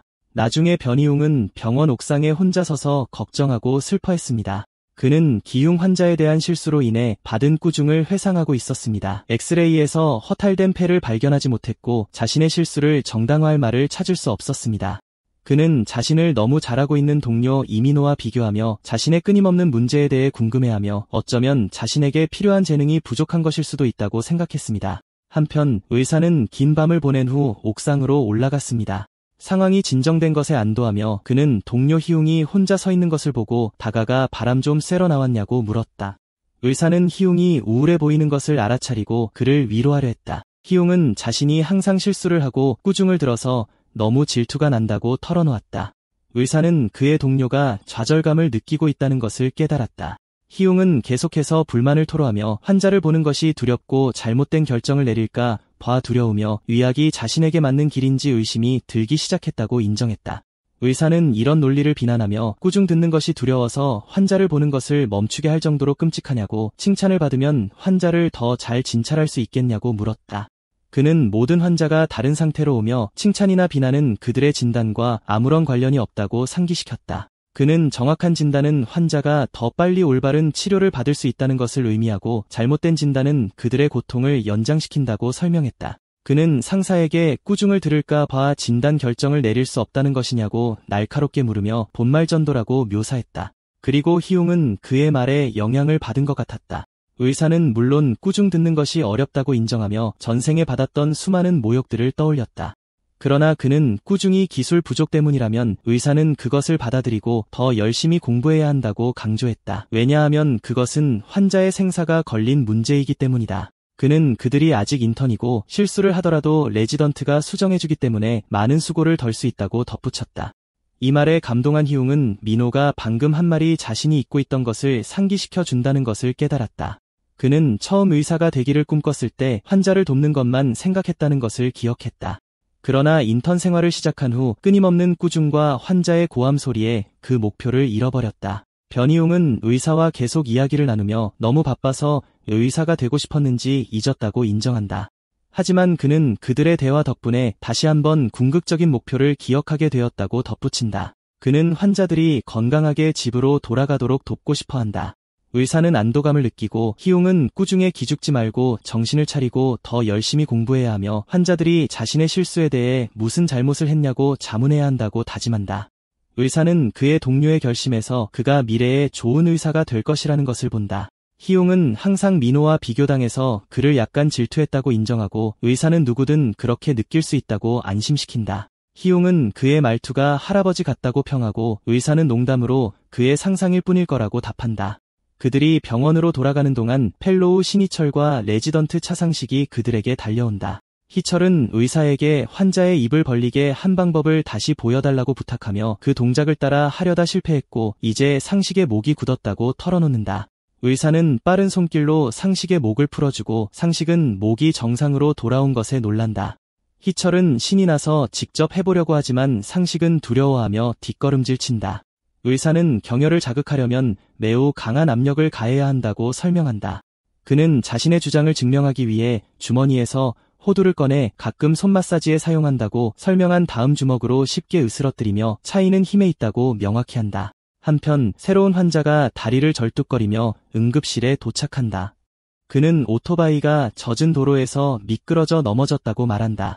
의사는 상처를 진찰하기 위해 환자의 다리를 걷어 올리기 시작했다. 진찰 결과 허벅지에 심한 상처가 드러난다. 의사는 진찰을 시작하며 발가락을 움직여보라고 하고 발의 감각을 테스트하며 환자는 고통에 비명을 지른다. 의사는 상처가 크지만 단순한 열상일 뿐이고 뼈와 신경은 멀쩡한 것 같다고 결론 내린다. 희철은 상처에서 이물질을 제거하고 소독하기로 결정한다. 하지만 먼저 파상풍 주사를 마치고 나서 의사에게 상처 치료를 맡긴다. 의사는 고압을 사용하여 상처를 씻어내기 시작한다. 구급대원은 환자가 부상보다 배달 주문에 더 신경을 썼고 자신이 없었다면 그 남자는 일을 끝내러 갔을 것이라고 설명한다. 그리고 환자는 씻어내는 고통을 참을성 있게 견딘다. 의사는 환자에게 비 오는 날에는 오토바이를 타지 말라고 조언하지만 환자는 생계를 유지해야 한다고 답한다. 구급대원은 이 남자가 어린 딸을 혼자 키우고 있으며 항상 딸을 혼자 남겨두지 않도록 먼저 건강을 챙기라고 조언하지만 매우 고집이 세다고 말한다. 의사는 아버지가 된다는 것은 힘든 일이라고 말한다. 이 사건은 비슷한 상황에 처한 많은 환자들을 보았던 전생의 기억을 떠올리게 한다. 그는 아버지들이 궂은 날씨에도 희귀한 약초를 찾아 산을 헤매는 등 자녀를 살리기 위해 최선을 다하고 자녀를 치료해달라고 애원하던 모습을 기억한다. 의사는 과거든 현재든 아버지의 마음은 변하지 않는다는 것을 깨닫는다. 그가 환자의 상처를 봉합하는 동안 신희철은 그의 기술이 항상 놀랍고 긴 상처에 매트리스 봉합을 완벽하게 수행하는 것을 감탄하며 지켜본다. 희철은 이민호 선생님이 봉합을 가장 잘하는 분이고 흉터 없이 훌륭하게 해낼 것이라고 구급대원을 안심시킨다. 마친 후 환자와 구급대원은 의사에게 감사 인사를 전한다. 의사는 환자와 이야기를 나누며 그의 상황을 이해한다고 말하지만 딸이 다친 모습을 보면 어떤 기분이 들겠냐고 물으며 비 오는 날에는 일하지 말고 딸과 더 많은 시간을 보내라고 조언한다. 고된 하루를 마치고 의사는 아파트로 돌아와 오금이를 연습하기 시작한다. 그는 이 오금이가 체력을 향상시키는 데 도움이 될 것이라고 믿는다. 갑자기 그는 문 앞에 놓인 상자를 발견한다. 그는 보낸 사람의 이름 오명순을 읽고 이민호의 어머니라는 것을 깨닫는다. 그는 상자를 열어 반찬을 꺼내 맛보며 맛있는 맛에 감탄한다. 그때 그의 전화벨이 울리고 주저하며 전화를 받으니 민호의 어머니였다. 그녀는 반찬이 도착했냐고 묻고 그는 방금 받았다고 말한다. 어머니는 그가 자신에게 격식을 갖춰 말하는 것을 지적하며 그가 좋아하는 반찬을 보냈다고 말한다. 의사는 모든 것이 괜찮고 칭찬을 많이 받고 있다고 안심시키기 위해 거짓말을 한다. 어머니는 안도감을 표하며 몸조심하라고 말한다. 전화를 끊은 후 의사는 뚜렷한 이유 없이 죄책감을 느낀다. 그는 자신이 이민호의 몸을 강제로 빼앗은 것이 아니라고 생각하며 자신이 할 수 있는 유일한 일은 더욱 성실하게 사는 것이라고 결론 내린다. 의사는 이민호와 그의 가족의 명예를 더럽히지 않기 위해 더욱 성실하게 살기로 결심한다. 그러나 그는 어머니가 보내온 음식이 상할까 봐 어떻게 처리해야 할지 새로운 딜레마에 직면한다. 그러다 그는 모두와 함께 나눠 먹기 위해 병원에 음식을 좀 가져가면 된다는 기발한 아이디어가 떠오른다. 응급실 과장 봉사길의 사무실에서 강태주 교수는 많은 교통사고 환자가 발생한 이유를 묻는다. 장 교수는 다른 과장들이 불만을 제기할 줄은 몰랐다며 사과한다. 봉은 다른 과와의 마찰을 피하기 위해 먼저 자신과 상의하라고 말한다. 장 교수는 다시 한번 사과하며 생각이 짧았다고 인정한다. 봉은 그가 이 대학 졸업생이 아니라는 것을 상기시키며 더욱 조심하라고 말하고는 그를 내보낸다. 나간 후 장 교수는 자신이 거만하게 굴려던 것이 아니라며 봉이 그를 처음부터 마음에 들어하지 않았고 자신을 위협으로 여기는지 궁금해한다. 회진 중 장 교수는 신동철 환자의 파일을 검토한다. 그는 신희철에게 요청대로 수술을 마쳤을 뿐만 아니라 정관을 다시 연결했다고 꾸짖는다. 교수는 그 단계가 그에게는 너무 어려울 것이라고 생각했다며 그의 솜씨를 칭찬한다. 그러나 희철은 그 섬세한 문합을 시술한 사람이 인턴 이민호였다는 진실을 말하기 전에 머뭇거린다. 사무실에서 강 교수는 수술 비디오 녹화본을 본다. 그는 자신이 본 것에 충격을 받는다. 그는 민호의 손이 얼마나 가볍고 리듬감 있게 움직이는지 그리고 봉합이 얼마나 균일한지 본다. 그는 어떻게 그렇게 빠르면서도 정확할 수 있는지 궁금해한다. 그리고 이것이 정말 인턴의 기술이라면 심장흉부외과에서 짧은 시간에 이 수준으로 훈련시켰을 가능성은 배제하고 하나의 결론에 도달한다. 이민호는 천부적인 재능을 타고난 것이 분명하다. 교수님은 흉부외과에서 이미 민호를 점 찍어뒀다는 걸 알지만 무슨 수를 써서라도 새로운 외상외과로 데려와야겠다고 결심한다. 한편 의사는 휴게실에서 동료들이 민호 어머니가 가져온 음식을 모두 먹어치운 것을 발견하고 모두와 나눠 먹으려고 했다. 동료들은 그의 어머니 음식이 최고라며 어머니께 감사 인사를 전해달라고 열정적으로 말한다. 차상식은 상황을 눈치채고 의사에게 다가가 봉사길 과장님이 그를 찾는다고 말한다. 휴게실에 있는 동안 의사는 레지던트 동료 희철이 차 선생에게 봉 과장에 대해 불평하는 것을 엿들었다. 상식은 봉이 희철이 장 교수님 부재 중에 그를 돌보고 있다는 소문에 대해 매우 빈정거렸다고 설명했다. 차는 이 소문이 출처가 궁금했고 희철은 봉을 하루 종일 따라다니는 수석 레지던트가 퍼뜨리고 있다고 대답했다. 차는 결국 고통받는 건 우리뿐이라고 한숨을 쉬었다. 의사는 그들의 대화를 들으며 병원에서도 텃세 싸움이 동물처럼 존재한다는 사실에 놀랐다. 그때 차상식이 들어와 의사에게 봉사길 과장이 그를 찾고 있다고 말했고 의사는 과장이 갑자기 왜 자신을 찾는지 궁금해했다. 그는 그를 찾아 나섰고 안내 데스크에서 그를 찾고 있었다는 말을 들었다. 봉은 신비롭게 미소를 지으며 그의 존재가 완벽하다고 말하며 그에게 급한 보고가 있다고 말하면서도 이 사람이 소란을 일으킨 젊은이 이민호라는 것을 깨달았다.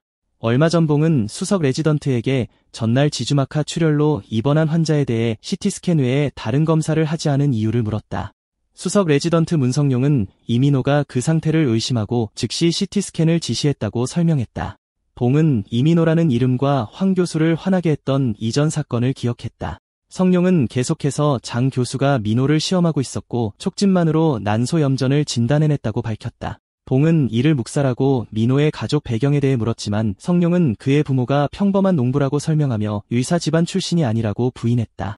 그는 가장 놀랍게도 민호가 여러 번 수술 상처를 직접 봉합하기까지 했다고 덧붙였다. 현재 47세의 새로운 환자가 의식을 잃은 후 도착했다. 봉은 민호를 다시 시험해보기로 하고 그의 상태를 진단해달라고 요청했다. 봉은 아무리 공부를 많이 해도 환자를 진단하는 것은 아무나 할 수 있는 일이 아니라고 생각했다. 그리고 장 교수가 희철을 자기 편으로 만들려고 하는 동안 재능 있는 인턴을 일찍 자기 편으로 만드는 것도 나쁠 건 없다고 생각했다. 의사는 연례 검진이 항상 정상이었다고 확인한 환자를 진찰하기 시작했다. 그의 활력 징후는 낮은 혈압과 빠른 맥박을 보였는데 의사는 즉시 파열된 혈관이 혈액 손실을 일으킬 때 나타나는 증상인 쇼크의 초기 징후로 진단했다. 의사는 즉시 생리식염수 1리터를 투여하라고 지시했다. 그러고 나서 환자에게 경고 징후가 있었는지 물었지만 환자는 갑자기 모든 것이 까맣게 변했다고 부인했다. 의사는 환자의 불규칙한 맥박과 창백한 얼굴을 확인하여 이장 출혈을 앓고 있을 가능성이 높다고 추론했다. 그러나 그는 확립된 프로토콜을 기억하고 그것을 고수하기로 결정하고 간호사에게 먼저 ECG를 위해 환자를 준비하라고 요청했다. 의사는 코이 튜브를 삽입했더라면 즉시 병을 진단할 수 있었을 것이라고 생각한다. 봉 과장은 그에게 다가가 의사가 생리식염수를 빨리 투여하라고 지시했으므로 쇼크 가능성이 높다고 믿어야 한다고 지적한다. 그러자 의사는 그 문제의 원인이 이장 출혈일 가능성이 높다고 설명하며 동의한다. 수석 레지던트 문성용이 개입하여 의사의 진단이 성급하다고 부르며 모든 가능성을 고려하라고 상기시킨다. 의사는 침착하게 대답하며 증상이 환자가 보이지 않았던 지주막하 출혈이나 대동맥 박리와 일치하지 않는다고 설명한다. 이러한 이유로 기절의 원인이 위장 출혈이라고 추정하는 것이 논리적이라고 믿고 있으며 이는 성룡을 말문이 막히게 한다. 그 순간 ECG 결과가 도착하고 의사는 자신감 있게 미소를 지으며 검사를 시작하자고 제안한다. 복부 초음파 검사 중에 복강 내 출혈의 징후가 없는 것이 분명해지고 이는 위나 장의 출혈 가능성을 강화한다. 봉은 의사에게 출혈 원인에 대한 의견을 묻고 그는 자신있게 위궤양이라고 믿는다고 대답한다. 이를 바탕으로 의사는 간호사에게 코이 튜브를 준비하라고 요청한다. 의사는 환자에게 튜브를 삽입하여 피를 빼낸 다음 출혈 부위를 찾을 것이라고 설명한다. 그는 튜브를 삽입하기 시작하며 환자에게 정상적으로 숨을 쉬라고 말하면서 식도로 조심스럽게 안내해야 한다는 것을 알고 있다. 그는 환자에게 튜브를 삼키라고 요청하고 환자는 응답하는데 이는 환자와의 쉬운 관계를 주목한 봉에게 깊은 인상을 준다. 잠시 후 환자의 활력 징후가 안정되고 봉은 출혈이 멈췄을 것이라고 결론짓는다. 의사는 냉각수로 인해 출혈이 일시적으로 멈췄지만 다시 시작될 수 있다고 설명한다. 그는 내과에 알리라고 제안하고 봉은 동의한 다음 잠시 사무실로 오라고 한다. 의사는 이것을 예상했기 때문에 걱정하지 않았다. 사무실에서 봉은 의사에게 차를 한 잔 권하고 칭찬하며 예상보다 잘했다고 인정한다. 그러고 나서 그는 직접 어떤 전문 분야를 고려하고 있는지 묻고 의사는 이것이 그의 진정한 목표라는 것을 깨닫는다. 그가 수술을 생각하고 있다고 말하자 봉은 그를 만류하려 한다. 봉은 워라벨의 중요성을 설명하며 수술 교수들은 사교 행사에 거의 나타나지 않는다고 지적한다. 그는 피로에서 소송에 이르기까지 수술의 단점을 나열하고 응급의학이 훨씬 더 나은 선택이라고 제안한다. 그러고 나서 그는 자신의 제안을 하고 그가 우리과에 합류하면 더 짧은 펠로우십과 신속한 임명을 보장하겠다고 약속하며 이는 의사를 놀라게 한다. 의사는 이 과장된 제안에 스스로 놀란다. 그는 항상 숨겨진 이유가 있다는 것을 깨닫고 봉이 그를 원하는 것이 아니라 장태주 교수가 그에게서 혜택을 받는 것을 원하지 않을 가능성이 더 높다고 결론짓는다. 의사는 영향력 있는 사람들이 어떻게 행동하는지 보았기 때문에 권력의 본질에 대해 생각한다. 필요할 때는 달콤한 말로 유혹하고 주저없이 버린다. 그는 당분간 어울리는 것이 최선이라고 결정하고 봉에게 제안에 대해 감사하며 응급의학을 진지하게 고려할 것을 약속한다. 혼잡한 응급실에 새로운 환자가 도착한다. 지게차에 깔린 작업자로 심각한 복부 출혈과 다리에 개방성 골절이 발생했다. 장 교수는 이 사건을 처리하기 위해 달려가 이민호와 유 의사를 배정하여 그를 돕고 혈액팩을 준비하라고 지시한다. 두 의사는 즉시 명령을 수행하기로 동의했다. 얼마 후 인턴 변희웅은 수술의 긴급한 부분이 이제 끝나야 한다고 생각하며 기다리고 있었다. 그리고 그는 교수가 이번 수술도 민호에게 마무리하게 할지 궁금해했다. 그는 동료가 얼마나 숙련되었는지 알고 싶었지만 더 이상 예전처럼 질투심을 느끼지 않았다. 차 선생은 환자에게 곧 혈액 검사를 할 것이라고 말하고 기다려달라고 요청했다. 한편 희웅은 화장실에 가도록 허락을 구하고 차상식은 마지못해 동의한다. 그래서 희웅은 서둘러 나간다. 희웅은 수술실을 재빨리 엿보기로 결정한다. 그는 의료진이 내부 출혈의 원인을 찾기 위해 고군분투하는 것을 본다. 장 교수는 경미한 출혈이 진짜 문제라는 것을 깨닫는다. 민호의 몸에 있는 의사는 과거에 기사들이 말에서 떨어져 한쪽 몸에 가해진 외상으로 다른 쪽에 장기가 파열되는 비슷한 사례를 본 기억이 있다. 경험을 바탕으로 의사는 간에서 약간의 출혈을 발견하고 교사에게 켄틀리의 선 주변 위치를 정확히 지적하며 말한다. 이 정확한 식별로부터 교수는 출혈이 중간간 정맥에서 발생했을 수 있다고 추론하고 확인하기 위해 간 쪽으로 상처를 조금 더 벌리기로 결정한다. 장태주 교수가 상처를 더 벌린 후 출혈의 원인을 식별하고 제어할 수 있었다. 그러고 나서 그는 미소를 지으며 간호사에게 수술용 봉합사를 준비하라고 요청했다. 관람실에서 인턴 변희웅은 동료 안지수가 거기에 있는 것을 보고 놀랐다. 희웅은 교수가 이번에도 민호에게 상처를 봉합하게 할지 궁금해서 왔다고 설명했고 지수는 그에게 교수가 이미 그에게 그 일을 맡겼다고 말했다. 지수는 계속해서 놀란 희웅에게 민호가 현재 내장 복막을 봉합하고 있으며 피부를 봉합하는 것보다 훨씬 어려운 시술이지만 완전히 침착하게 하고 있다고 밝혔다. 지수는 민호가 교수가 찾지 못한 출혈 원인을 발견했고 그의 기술은 행운이 아닐 수 없다고 덧붙였고 희웅은 이에 동의했다. 후자는 그런 기술을 가진 사람보다 열등감을 느꼈던 것에 대해 극도로 당황했다. 그리고 그를 볼 때마다 그들 사이의 간격이 점점 더 넓어지는 것을 느꼈다. 그러자 지수와 혜웅은 의사들로부터 돌아오라는 전화를 받았다. 수술이 끝난 후 환자의 활력 징후가 안정되었다. 의사는 강 교수의 빠른 수술 결정이 훌륭했고 환자를 살렸다고 칭찬하며 응급상황 대처 능력은 병원 최고라고 단언했다. 교수는 모두의 노고를 치하하며 특히 민호의 상처 봉합 실력이 영상보다 낫다고 극찬했다. 교수는 곧 민호에게 맹장 수술을 집도하게 해주겠다고 약속해 모두를 놀라게 했다. 한 의사는 민호가 아직 인턴이라고 반박했지만 교수는 대부분의 레지던트보다 실력이 좋으면 상관없고 어차피 인턴 기간도 2달밖에 안 남았다고 응수했고 다른 의사도 이에 동의했다. 교수는 민호에게 자신 있냐고 물었고 그는 당연하다며 열정적으로 대답했다. 교수는 미소를 지으며 가능한 한 빨리 기회를 주겠다고 약속했다.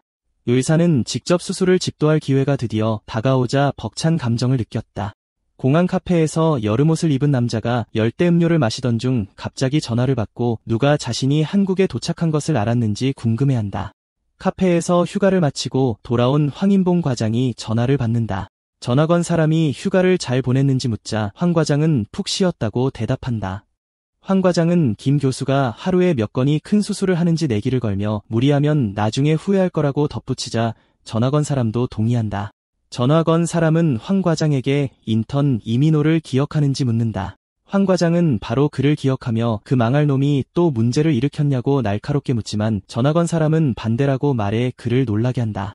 최근 그 인턴은 병원 전체에서 칭찬을 받고 있다.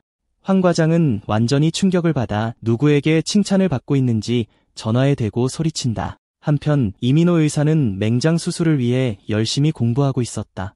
그는 과거 이 수술에는 넓은 복부 절개가 필요했지만 현대의학에서는 복강경을 사용하여 작은 절개만 필요하다는 것을 상기했다. 다른 곳에서 동료 인턴들은 그에 대해 이야기하며 인턴으로서 이미 수술을 할 기회를 얻었다는 사실에 놀라움을 표했고 그와 자신의 실력 차이가 점점 더 커지고 있다고 느꼈으며 심지어 괴물 인턴이라고 부르는 사람도 있었다.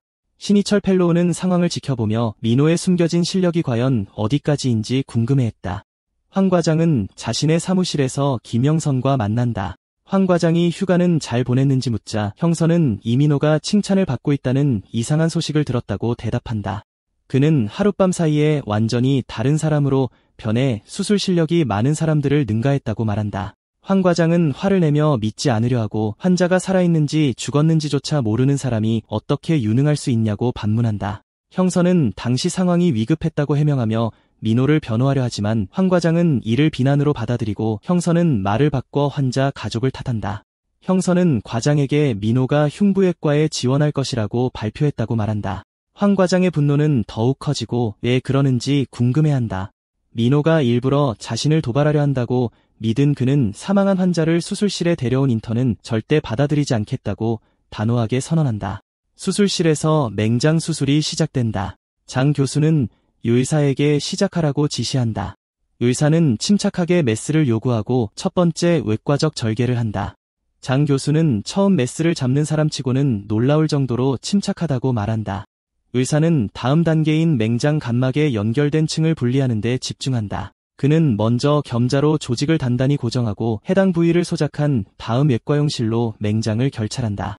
장 교수는 시술 속도를 언급하며 복부 절개 속도가 빨라서 가능했다고 생각한다. 맹장을 제거한 후 의사는 맹장을 검사하고 교수에게 맹장 점액 낭종일 수 있다고 말한다. 교수는 그의 날카로운 관찰력에 감탄하며 신희철에게 검체를 병리과로 가져가라고 시키며 교수가 민호의 부담을 덜어주기 위해 봉합을 맡길 것이라고 생각한다. 교수는 의사와 점막 파열 가능성에 대해 논의하지만 의사는 모든 주변 구조를 검사했다고 안심시켜 교수를 다시 한번 감탄하게 한다. 생검 결과 종양이 양성으로 확인되자 교수는 의사에게 상처를 봉합하라고 지시한다. 수술 후 장 교수는 의사의 침착함과 실력에 대해 칭찬하며 그 덕분에 수술이 매우 순조롭게 진행되었다고 확인한다. 의사는 오랜만에 느껴보는 벅찬 기쁨을 느끼며 다시 환자를 치료할 수 있게 되어 기뻐하고 곧 더 많은 수술에 참여할 수 있기를 바란다. 나중에 안지수는 감사의 표시로 동료들을 저녁 뷔페에 초대한다. 의사는 다양하고 풍성한 음식에 놀라움을 금치 못하고 동료들은 그가 마치 뷔페를 처음 보는 사람처럼 행동한다고 말해 그를 당황하게 한다. 의사는 식욕을 돋우며 음식을 즐기고 동료들은 그런 그를 흐뭇하게 바라본다. 병원으로 돌아온 지수는 의사에게 새로운 케이스에 대한 도움을 요청한다.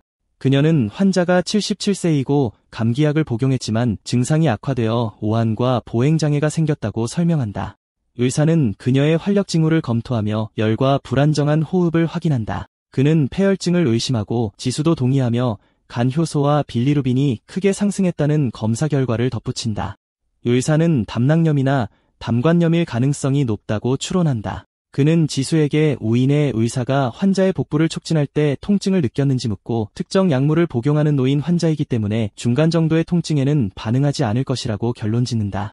그는 초음파 검사 중 담관에 집중하면 분명히 이상한 것을 발견할 것이라고 지수에게 확신한다. 검사를 수행하는 동안 지수는 실제로 담관에 돌이 있는 것처럼 보이는 것을 발견한다. 우인의 의사는 안지수의 실력에 칭찬을 아끼지 않고 안지수는 이민호의 성격이 병원과 식당에서 완전히 바뀐다고 생각한다. 장태주 교수는 자신의 사무실에서 달력을 응시하며 추석 연휴가 다가왔음을 깨닫는다. 그는 외상외과 전문의가 되기로 선택한 이후로 단 하루도 쉬지 못했기 때문에 슬프게 한숨을 쉰다. 그는 아내가 또다시 압력을 가할 것이라고 예상하고 자신이 환자가 될 것 같은 기분이다. 게다가 그는 연휴 동안 응급실에 예상되는 혼란에 대해 걱정하며 이민호가 레지던트가 되어 자신의 부담을 덜어주기를 바란다. 갑자기 강 교수는 건설 현장에서 추락사고가 발생했고 환자가 병원으로 이송 중이라는 전화를 받는다. 교수는 추락 높이를 묻고 전화 건 사람은 남자가 3층에서 떨어졌다고 말한다. 전화 건 사람은 심각한 부상을 묘사한다. 쇠막대가 복부를 뚫고 등을 통해 나왔습니다. 갈비뼈도 부러진 것 같지만 혼수 상태입니다. 교수는 상황을 저주하며 전화 건 사람에게 마취과에 연락하고 응급수술을 위해 수술실을 열라고 지시한다. 응급실에서 의사는 누군가가 다가오는 것을 발견하고 이민호의 기억에서 그가 자신에게 계속 야간 근무를 시키라고 명령한 황인봉 과장이라는 것을 깨닫는다. 의사는 황 과장이 전형적인 소인배로 상사에게 아첨하고 부하를 짓밟는다는 것을 기억한다. 황 과장이 도착하고 장 교수가 그를 맞이한다. 황 과장은 이민호 의사를 가리키며 장 교수에게 인턴 한 명이 자신에게 인사도 하지 않았는데 어떻게 응급실에서 인턴을 훈련시키는지 비꼬듯 묻는다. 장 교수는 의사에게 과장에게 인사했는지 묻고 그는 실제로 하지 않았지만 어쨌든 황 과장이 자신을 모욕할 이유를 찾을 것이라는 것을 깨닫고 했다고 대답한다. 황 과장은 인사를 받은 기억이 없다고 주장하며 다시 해야 한다고 주장한다. 그러고는 빤히 쳐다본다고 나무란다. 의사는 오랫동안 뵙게 되어 기쁘다고 차분하게 대답하지만 인사를 반복하는 것이 죽은 자를 위한 의식인지 궁금해한다.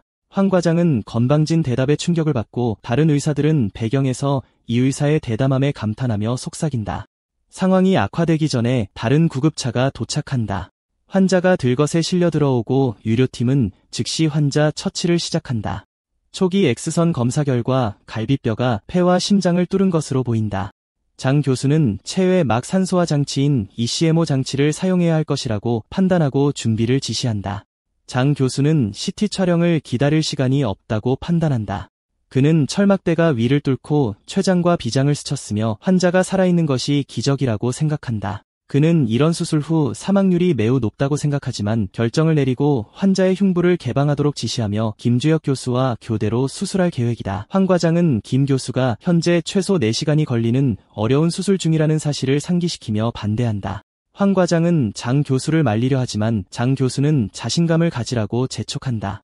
황 과장은 몇 번 소송을 당하면 자신의 심정을 이해하게 될 것이라고 씁쓸하게 대답한다. 이민호는 김 교수가 안 오면 환자를 버릴 거냐고 따지듯 묻고 황은 어쩔 수 없이 어떻게든 해봐야 한다고 망설이며 대답한다. 장 교수는 결정을 내리고 환자를 수술실로 옮기라고 지시하며 신희철과 이민호에게 수술을 돕도록 요청한다. 황은 그런 중대한 수술의 인턴을 어떻게 어시스턴트로 쓸 수 있냐며 화를 낸다. 그는 자기 과에서 사람을 보내 돕겠다고 제안하지만 장 교수는 이민호면 충분하다고 고집하며 거절한다. 황은 마지못해 물러서며 나중에 후회하지 말라고 경고한다. 수술실에서 교수는 수술을 시작하자마자 피가 솟구칠 거라고 설명하며 흡입기를 칼날 끝에 바싹 대고 있으라고 지시한다.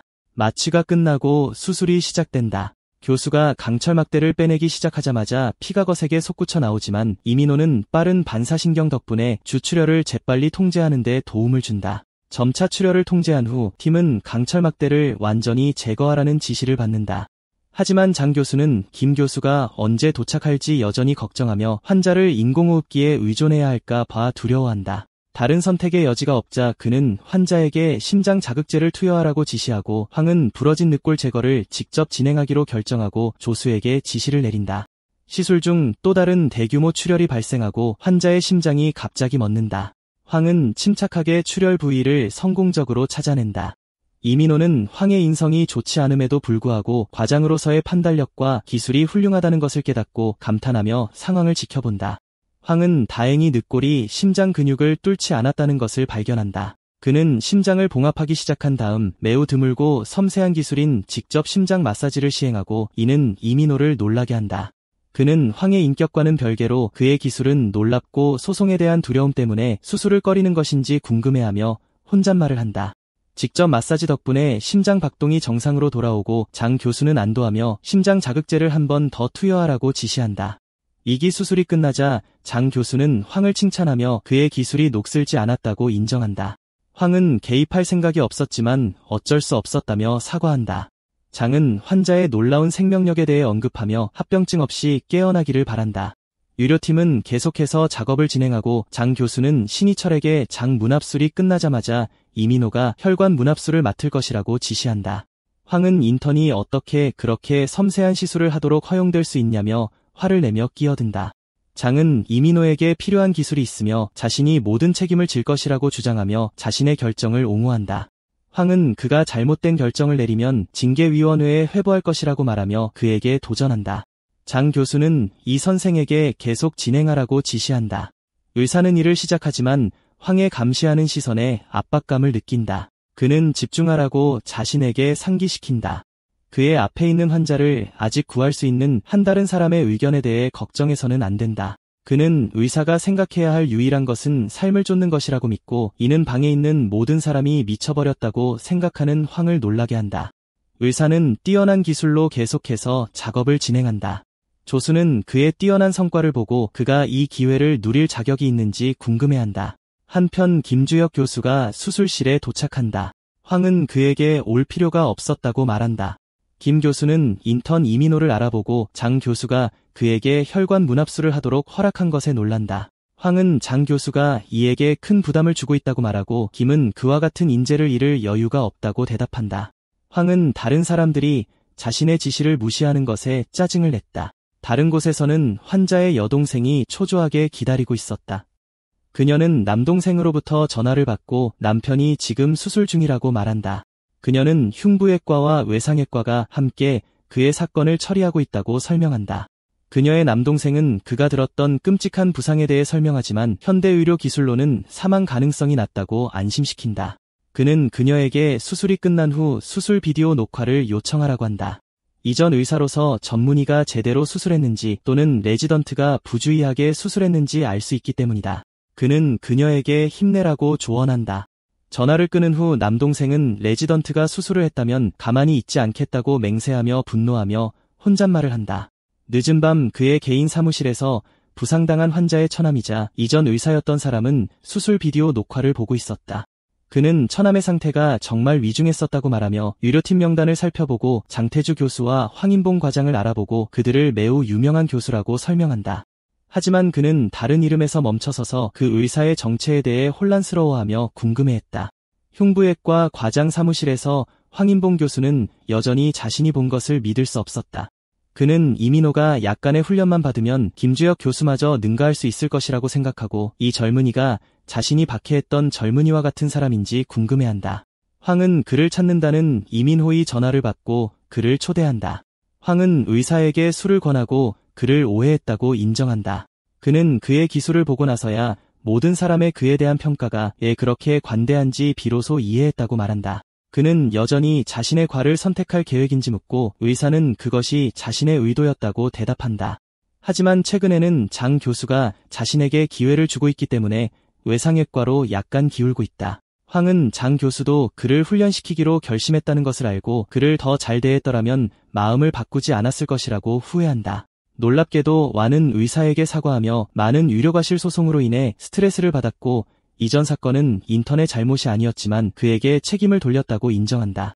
완은 다시 사과하고 의사는 솔직하게 선을 넘은 것은 사실이지만 이제는 다 지나간 일이라고 덧붙인다. 황은 안도하지만 의사는 쉬는 날 자신의 수술을 참관할 수 있도록 해달라는 요청을 한다고 말한다. 황은 그의 요청에 놀라지만 의사는 화면으로 보는 것과 직접 보는 것은 완전히 다르다고 주장한다. 의사는 그의 곁에서 직접 배우고 싶다고 설명한다.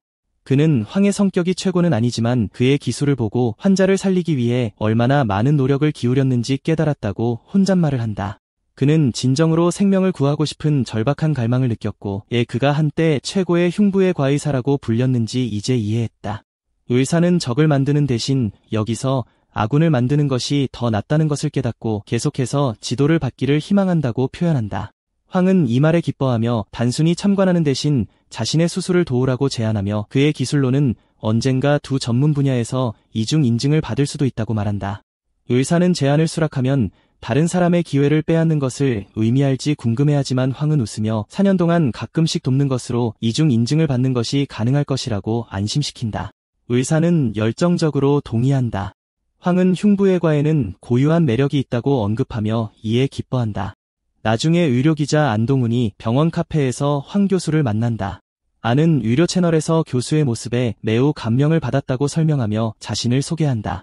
그는 전날 처남의 수술 영상을 보고 깊은 감동을 받았고 수술을 해줘서 감사하다고 말한다. 아는 교수에게 제안서를 제시하고 현재 대학병원을 취재하여 의사들의 노고를 대중에게 알리고 있으며 연휴 동안 흉부외과 팀을 취재할 수 있는지 묻고 병원장이 이미 승인했다고 덧붙인다. 황은 그 아이디어에 감사하지만 가장 바쁜 곳이므로 응급실을 취재하는 것이 더 나을 수 있다고 제안한다. 아는 수술에 참여한 의사들의 이름을 찾아봤고 장태주 교수팀이 특히 혈관 문합술에 매우 숙련된 것 같다고 덧붙인다. 황은 그 의사가 단지 인턴일 뿐이라고 말하며 그를 놀라게 하고 이는 오늘 완전히 충격에 빠뜨린다. 황은 그와 같은 인턴을 본 적이 없으며 이 기술은 단지 연습만으로는 완벽해질 수 없다고 설명하며 오는 이 선생이 다른 과의 부교수일지도 모른다고 생각한다. 황은 충격받은 기자에게 이민호는 문합술에 능숙할 뿐만 아니라 검사도 정확하며 천재라고 묘사할 수 있다고 말한다. 오는 대중이 이런 이야기를 좋아하고 제대로 다루면 큰 인기를 끌 것이라고 확신한다. 응급실에서 장 교수는 기자들이 연휴 동안 촬영할 것이라고 발표한다. 한 의사는 카메라가 있으면 그들이나 환자들이 좋아하지 않을 것이라고 반대하지만 장은 대수롭지 않게 여기며 카메라가 술 취한 환자들이 문제를 일으키는 것을 막을 수 있으며 받아들여 달라고 요청한다.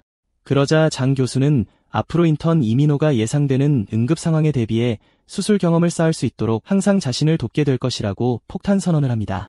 봉사길 과장은 누가 그런 결정을 내릴 권리를 줬냐며 화를 내며 끼어듭니다. 봉 과장은 계속해서 장 교수에게 누구든 보면 강 교수가 응급실 과장인 줄 알겠다고 꾸짖습니다. 강 교수는 이민호에게 더 많은 경험을 쌓게 해주고 싶었을 뿐이라고 해명하며 사과합니다. 봉 과장은 장 교수가 인턴 교육 과정을 마음대로 바꾸는 것을 용납할 수 없다고 소리칩니다. 장 교수는 상황을 이해하고 물러섭니다. 이민호는 속으로 좋은 기회였다고 생각합니다. 정말 아쉽군. 봉 과장은 장 교수를 견제하는데 더 관심이 있을 뿐 자신의 실력에는 관심이 없다고 생각하며 환자의 수술이 유치한 권력 다툼의 주제가 될 수 있다는 사실에 개탄합니다. 봉 과장은 장 교수에게 상의 없이 촬영에 동의한 것을 질책하고 장 교수는 앞으로 더 조심하겠다고 사과합니다. 그러고 나서 봉 과장은 이민호를 부릅니다.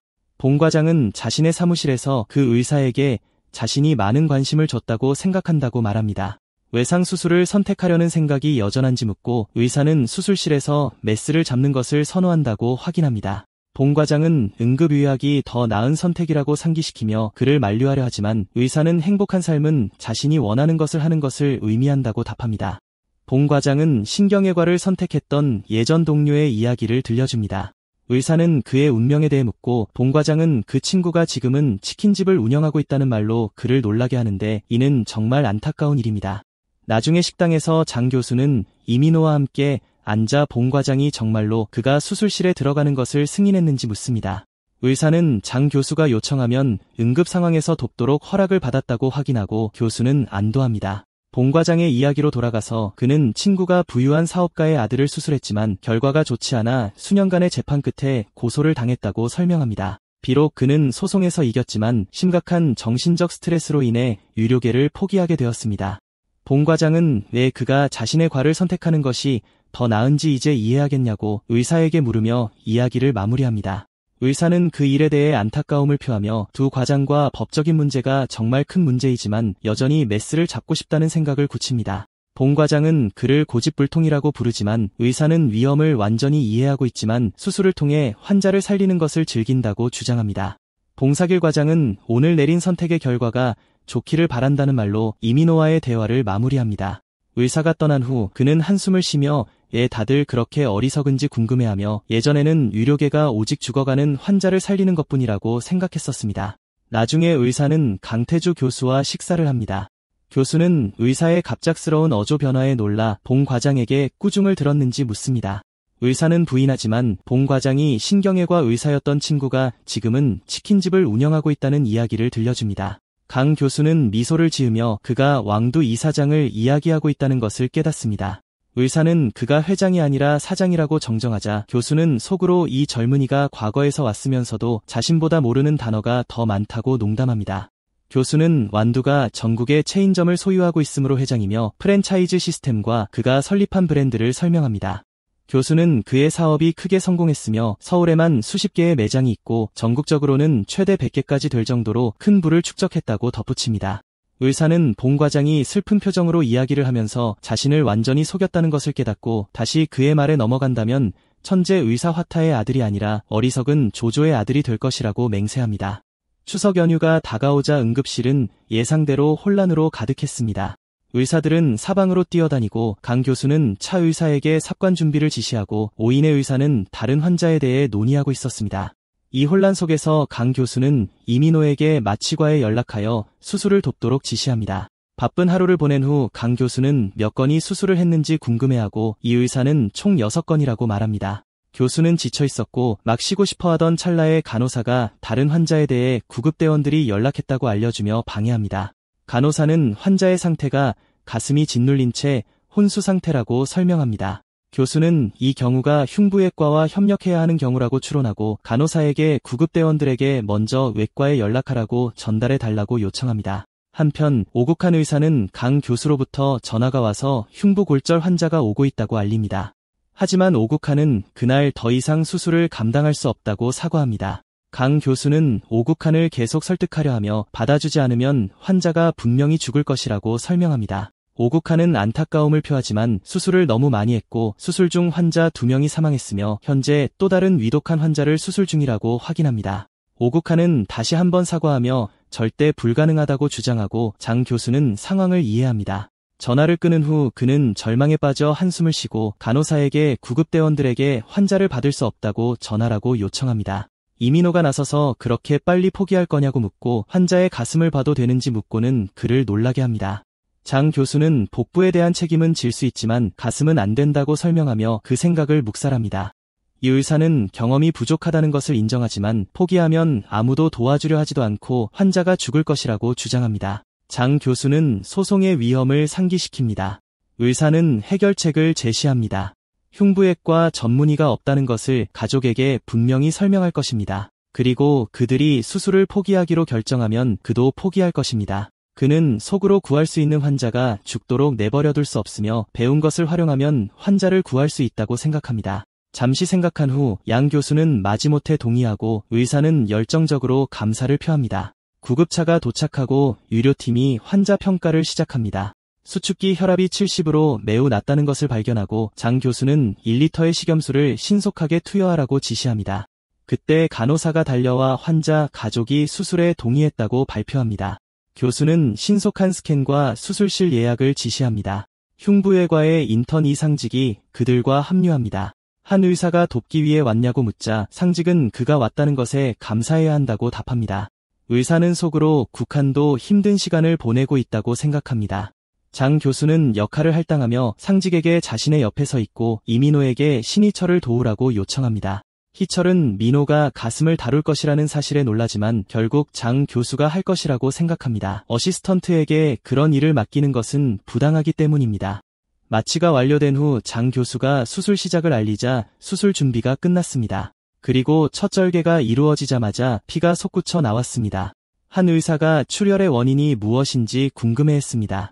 이민호는 출혈량과 사선의 경로로 보아 출혈의 원인은 내흉동맥이라고 추론했는데 이는 출혈의 심각성을 설명하는 주요 동맥이었고 장 교수는 원인을 찾기 위해 고군분투하고 있었습니다. 그는 다른 사람의 손이 환자의 가슴을 향해 뻗는 것을 보고 놀랐습니다. 이 의사는 침착하게 개입하여 정확하게 위치를 찾아 클램프로 멈췄습니다. 이상 의사는 그가 어떻게 했는지 놀라며 물었고 그는 혈액의 부위, 색깔, 양을 근거로 위치를 예측했다고 답했는데 이는 상직을 당황하게 했습니다. 그 순간 강 교수는 이 의사에게 다른 인턴과 자리를 바꾸라고 지시하고 내용동맥 문합을 수행하라고 지시합니다. 의사는 니들 홀더를 요청하고 봉합을 시작했는데 최대한 빨리 혈류를 회복하는 것이 가장 좋다는 것을 알고 있었습니다. 장 교수는 그의 속도와 정확성을 지켜보며 이는 그가 권한을 넘어섰을 때조차 그를 말을 잃게 만들었던 기술이라고 속으로 생각합니다. 그는 이제 끊어진 앞 늑간 동맥을 찾아 결찰해야 한다고 설명하며 추가 지시를 내렸습니다. 작업을 하던 중 흉강이 공기와 피로 가득 차 있다는 것을 발견했습니다. 교수는 자신도 이렇게 찢어진 폐를 직접 다뤄본 적이 없으며 잘 해낼 수 있을지 의문이라고 인정했습니다. 그 중요한 순간에 이 의사가 다시 개입했습니다. 그는 교수에게 흉부외과에서 수술을 참관하면서 폐혈상을 여러 번 다룰 기회가 있었고 그곳 교수들이 그의 기술을 인정했다고 말했습니다. 그러고 나서 교수에게 이번 한 번만 자신을 믿어달라고 부탁했습니다. 장 교수는 더 지체하면 환자 생명이 위험하다는 것을 깨닫고 상황을 고려했습니다. 그래서 그는 동의하고 이민호 의사에게 진행하라고 지시했습니다. 의사는 찢어진 부위를 절개하겠다고 발표하고 보조원들에게 흡입 준비를 요청하며 환자에게 과도한 스트레스를 주지 않기 위해 개방을 최소화하겠다고 설명했습니다. 그런 다음 그는 손상된 부위를 봉합하기 시작했고 흡입 장치는 축적된 체액과 혈액을 제거했습니다. 이민호 의사가 찢어진 폐를 정확하게 봉합한 후 강태주 교수는 그의 봉합이 매우 잘 되었다고 칭찬하며 이제 흡입 장치를 제거해도 된다고 말했습니다. 그 순간 오국한 의사가 수술을 마치고 수술실에 들어왔습니다. 장 교수는 그에게 드디어 도착했다며 이제 이민호에게서 인계받을 수 있다고 말했습니다. 국한은 폐가 이미 봉합된 것을 보고 놀랐습니다. 환자를 진찰한 후 그는 심장과 기관지는 괜찮고 갈비뼈를 고치는 것 외에는 이 단계에서 할 수 있는 일이 없는 것 같다고 확인했습니다. 그는 큰 안도를 표하며 이민호가 혼자서 그 모든 것을 해냈다는 사실에 놀라워했습니다. 의사는 수술 참관이 큰 도움이 되었다고 겸손하게 대답했습니다. 구하는 그의 솜씨에 감명받아 자신의 감독하에 상처를 꿰매도록 해주겠다고 제안했고 의사는 큰 열정으로 동의했습니다. 다음 날 언론인 안동훈이 이민호 의사에 대한 특별 보고를 하기 위해 병원에 있었습니다. 의사는 상황이 약간 혼란스럽다고 생각하면서 정말로 특별 보고를 할 가치가 있는 것이 있는지 겸손하게 궁금해했습니다. 기자는 그에게 평소처럼 자연스럽게 환자를 진료하되 때때로 약간 지친 척하라고 요청했습니다. 의사는 연기 요청에 당황했습니다. 기자는 전날 찍은 사진이 그의 일이 얼마나 힘든지 제대로 반영하지 못했고 대중에게 사랑받는 젊은 천재 의사, 환자를 살리기 위한 의무감으로 청춘을 불태우는 의사의 모습을 그리고 싶다고 설명했습니다. 의사는 불안한 환자 앞에서 힘들어 보이는 모습을 보여서는 안 되며 성취감이 어려움보다 더 크고 특정 방식으로 행동하고 싶지 않다고 주장하며 이를 거부했습니다. 그러는 동안 간호사가 다리에 상처를 입은 세 환자를 진찰해달라고 요청하며 그들을 방해했습니다. 환자의 어머니는 딸이 성형외과 의사에게 치료를 받아야 한다고 주장했습니다. 간호사는 휴일 저녁에는 응급실에서 주로 응급 환자를 치료하고 의사는 피부과와 성형외과에는 당직자가 없다고 덧붙였습니다. 그러나 어머니는 성형외과 의사에게 전화해야 한다고 주장하며 여성에게 아름다운 다리가 얼마나 중요한지 모르는지 물었습니다. 의사는 딸이 고통에 울고 있고 부모의 우선순위는 고통을 덜어주는 것이어야 한다고 생각했습니다. 혈액의 색깔과 부상 부위를 근거로 그는 작은 복제 정맥이 손상되었다고 추론했습니다.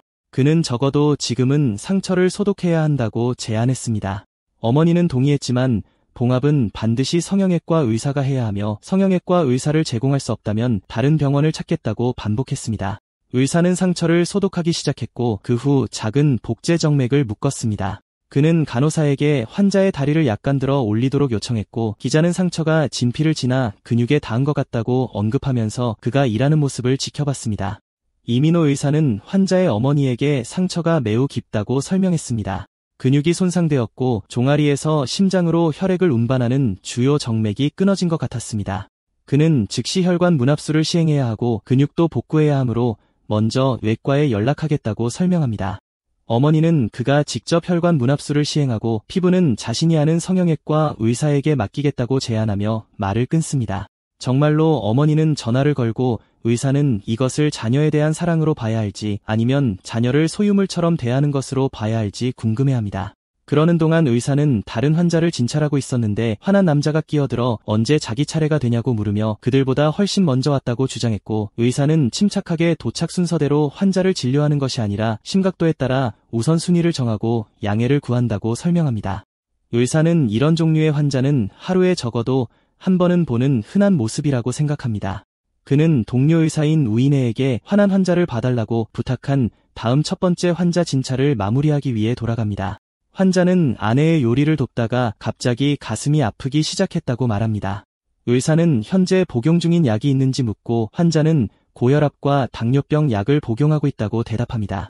의사는 이 정보, 즉 고혈압과 당뇨병 약을 복용 중인 노인 환자가 가슴 통증을 앓고 있다는 사실로부터 문제가 심장이나 대동맥에 있을 수 있다고 추론합니다.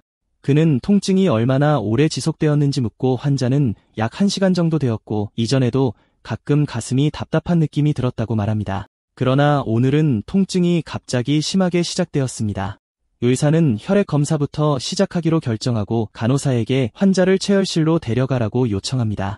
그 후 의사는 성형외과 펠로우인 이미란에게 전화를 걸면서 모든 성형외과 의사들이 지금쯤 집에 갔을 거라고 생각합니다. 미란은 안지연 씨의 딸을 진찰했는지 전화로 묻고 성형외과 의사들이 병원에 올 수 없다고 자신에게 전화해서 말했다고 비난하며 왜 거짓말을 했는지 묻습니다. 미란은 전화를 받은 적이 없고 다른 교수들도 같은 말을 하고 있다고 인정합니다. 의사는 휴일이라 전화하는 것이 폐가 될 것 같아서 그냥 지연했다고 대답합니다. 미란은 화를 내며 폐가 될지 안 될지를 결정할 사람은 내가 아니라며 너는 그냥 인턴일 뿐이라고 상기시킵니다. 의사는 냉담하게 무엇을 원하느냐고 묻고 앞으로 밤낮을 가리지 않고 환자가 찾는다면 심각하지 않더라도 성형외과 모든 의사에게 반드시 전화를 걸겠다고 덧붙입니다. 의사는 바쁘다는 이유로 갑자기 전화를 끊고 미란은 충격에 빠집니다. 의사는 곧 골치 아픈 일에 휘말릴 것 같은 불길한 예감이 듭니다. 가슴 통증 환자에게 심전도 검사를 하는 동안 의사는 혼란스러운 생각에 잠겼습니다. 그는 심장이나 관상동맥에 문제가 있을 것이라고 확신했지만 ST 분절 상승과 바이오마커 증가는 매우 미미했습니다. 그는 그런 경우 검사를 기다렸다가 반복해야 한다는 것을 알고 있지만 환자의 상태가 빠르게 악화되고 있다는 예감이 듭니다. 그는 간호사에게 경식도 심초음파 검사를 준비하라고 요청합니다. 수석 레지던트문은 이민호 의사에게 성형외과 이미란 의사가 화를 내며 전화를 걸어왔는데 왜 전화를 끊었냐고 비난하며 따집니다. 의사는 그녀가 어떻게 그의 상관에게 가서 그를 꾸짖게 되었는지 생각합니다.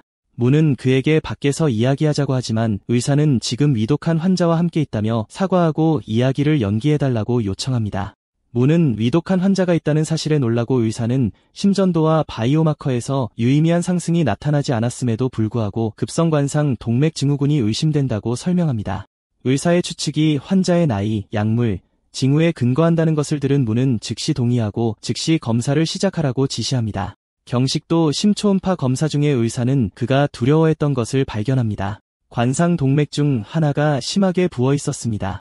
그는 수석 레지던트 문성령에게 증후군이 심근경색으로 진행되었다고 알리고 문성령은 즉시 심장내과에 통보하라고 지시합니다. 문은 자신이 열심히 치료하고 있던 환자에게서 의사를 거의 떼어놓을 뻔했고 그것이 재앙이 될 뻔했다는 사실을 깨닫고 안도합니다. 한편 성령은 이미란 의사로부터 화가 난 전화를 받습니다. 이미란 의사는 이민호가 전화를 끊었다고 불평하며 그에 대한 조치를 요구합니다. 미란이 휴일 동안 거의 잠도 자지 못하는 동안 민호가 그녀의 고객 중 한 명을 잘 대하지 않았다는 이유로 그에게 감히 전화를 걸었다는 사실에 성령의 분노는 커집니다. 그러나 그는 한쪽 이야기만 듣고 무고한 사람을 섣불리 판단하고 비난해서는 안 된다는 사실을 깨닫고 마음을 가다듬습니다. 그 후 며칠이 흘렀습니다. 바쁜 휴일이 끝나고 응급실에 평온이 돌아왔습니다. 의사들은 지쳤지만 예상보다 더 견딜만 했다는 사실에 기뻐했습니다. 갑자기 간호사는 흉부외과 김주혁 교수로부터 이민호 의사를 찾는 전화를 받습니다. 김 교수는 의사에게 왜 전화를 받지 않느냐고 묻습니다. 의사는 휴대전화를 무음 모드로 해놓고 잊었다고 해명하며 사과합니다. 결국 미란에 반복되는 전화가 환자 진료를 방해했기 때문입니다. 김 교수는 상황을 이해한 다음 이전부터 비디오 지원과 함께 흉부 수술을 참관하고 싶어 했던 그의 소원을 상기시킵니다. 수술이 예정되어 있는지 묻자 김 교수는 20분 후에 폐암 환자의 폐엽 절제술을 시행할 예정이라며 참석할 수 있다면 참석하라고 초대합니다. 의사는 열정적으로 감사를 표하며 즉시 동의합니다.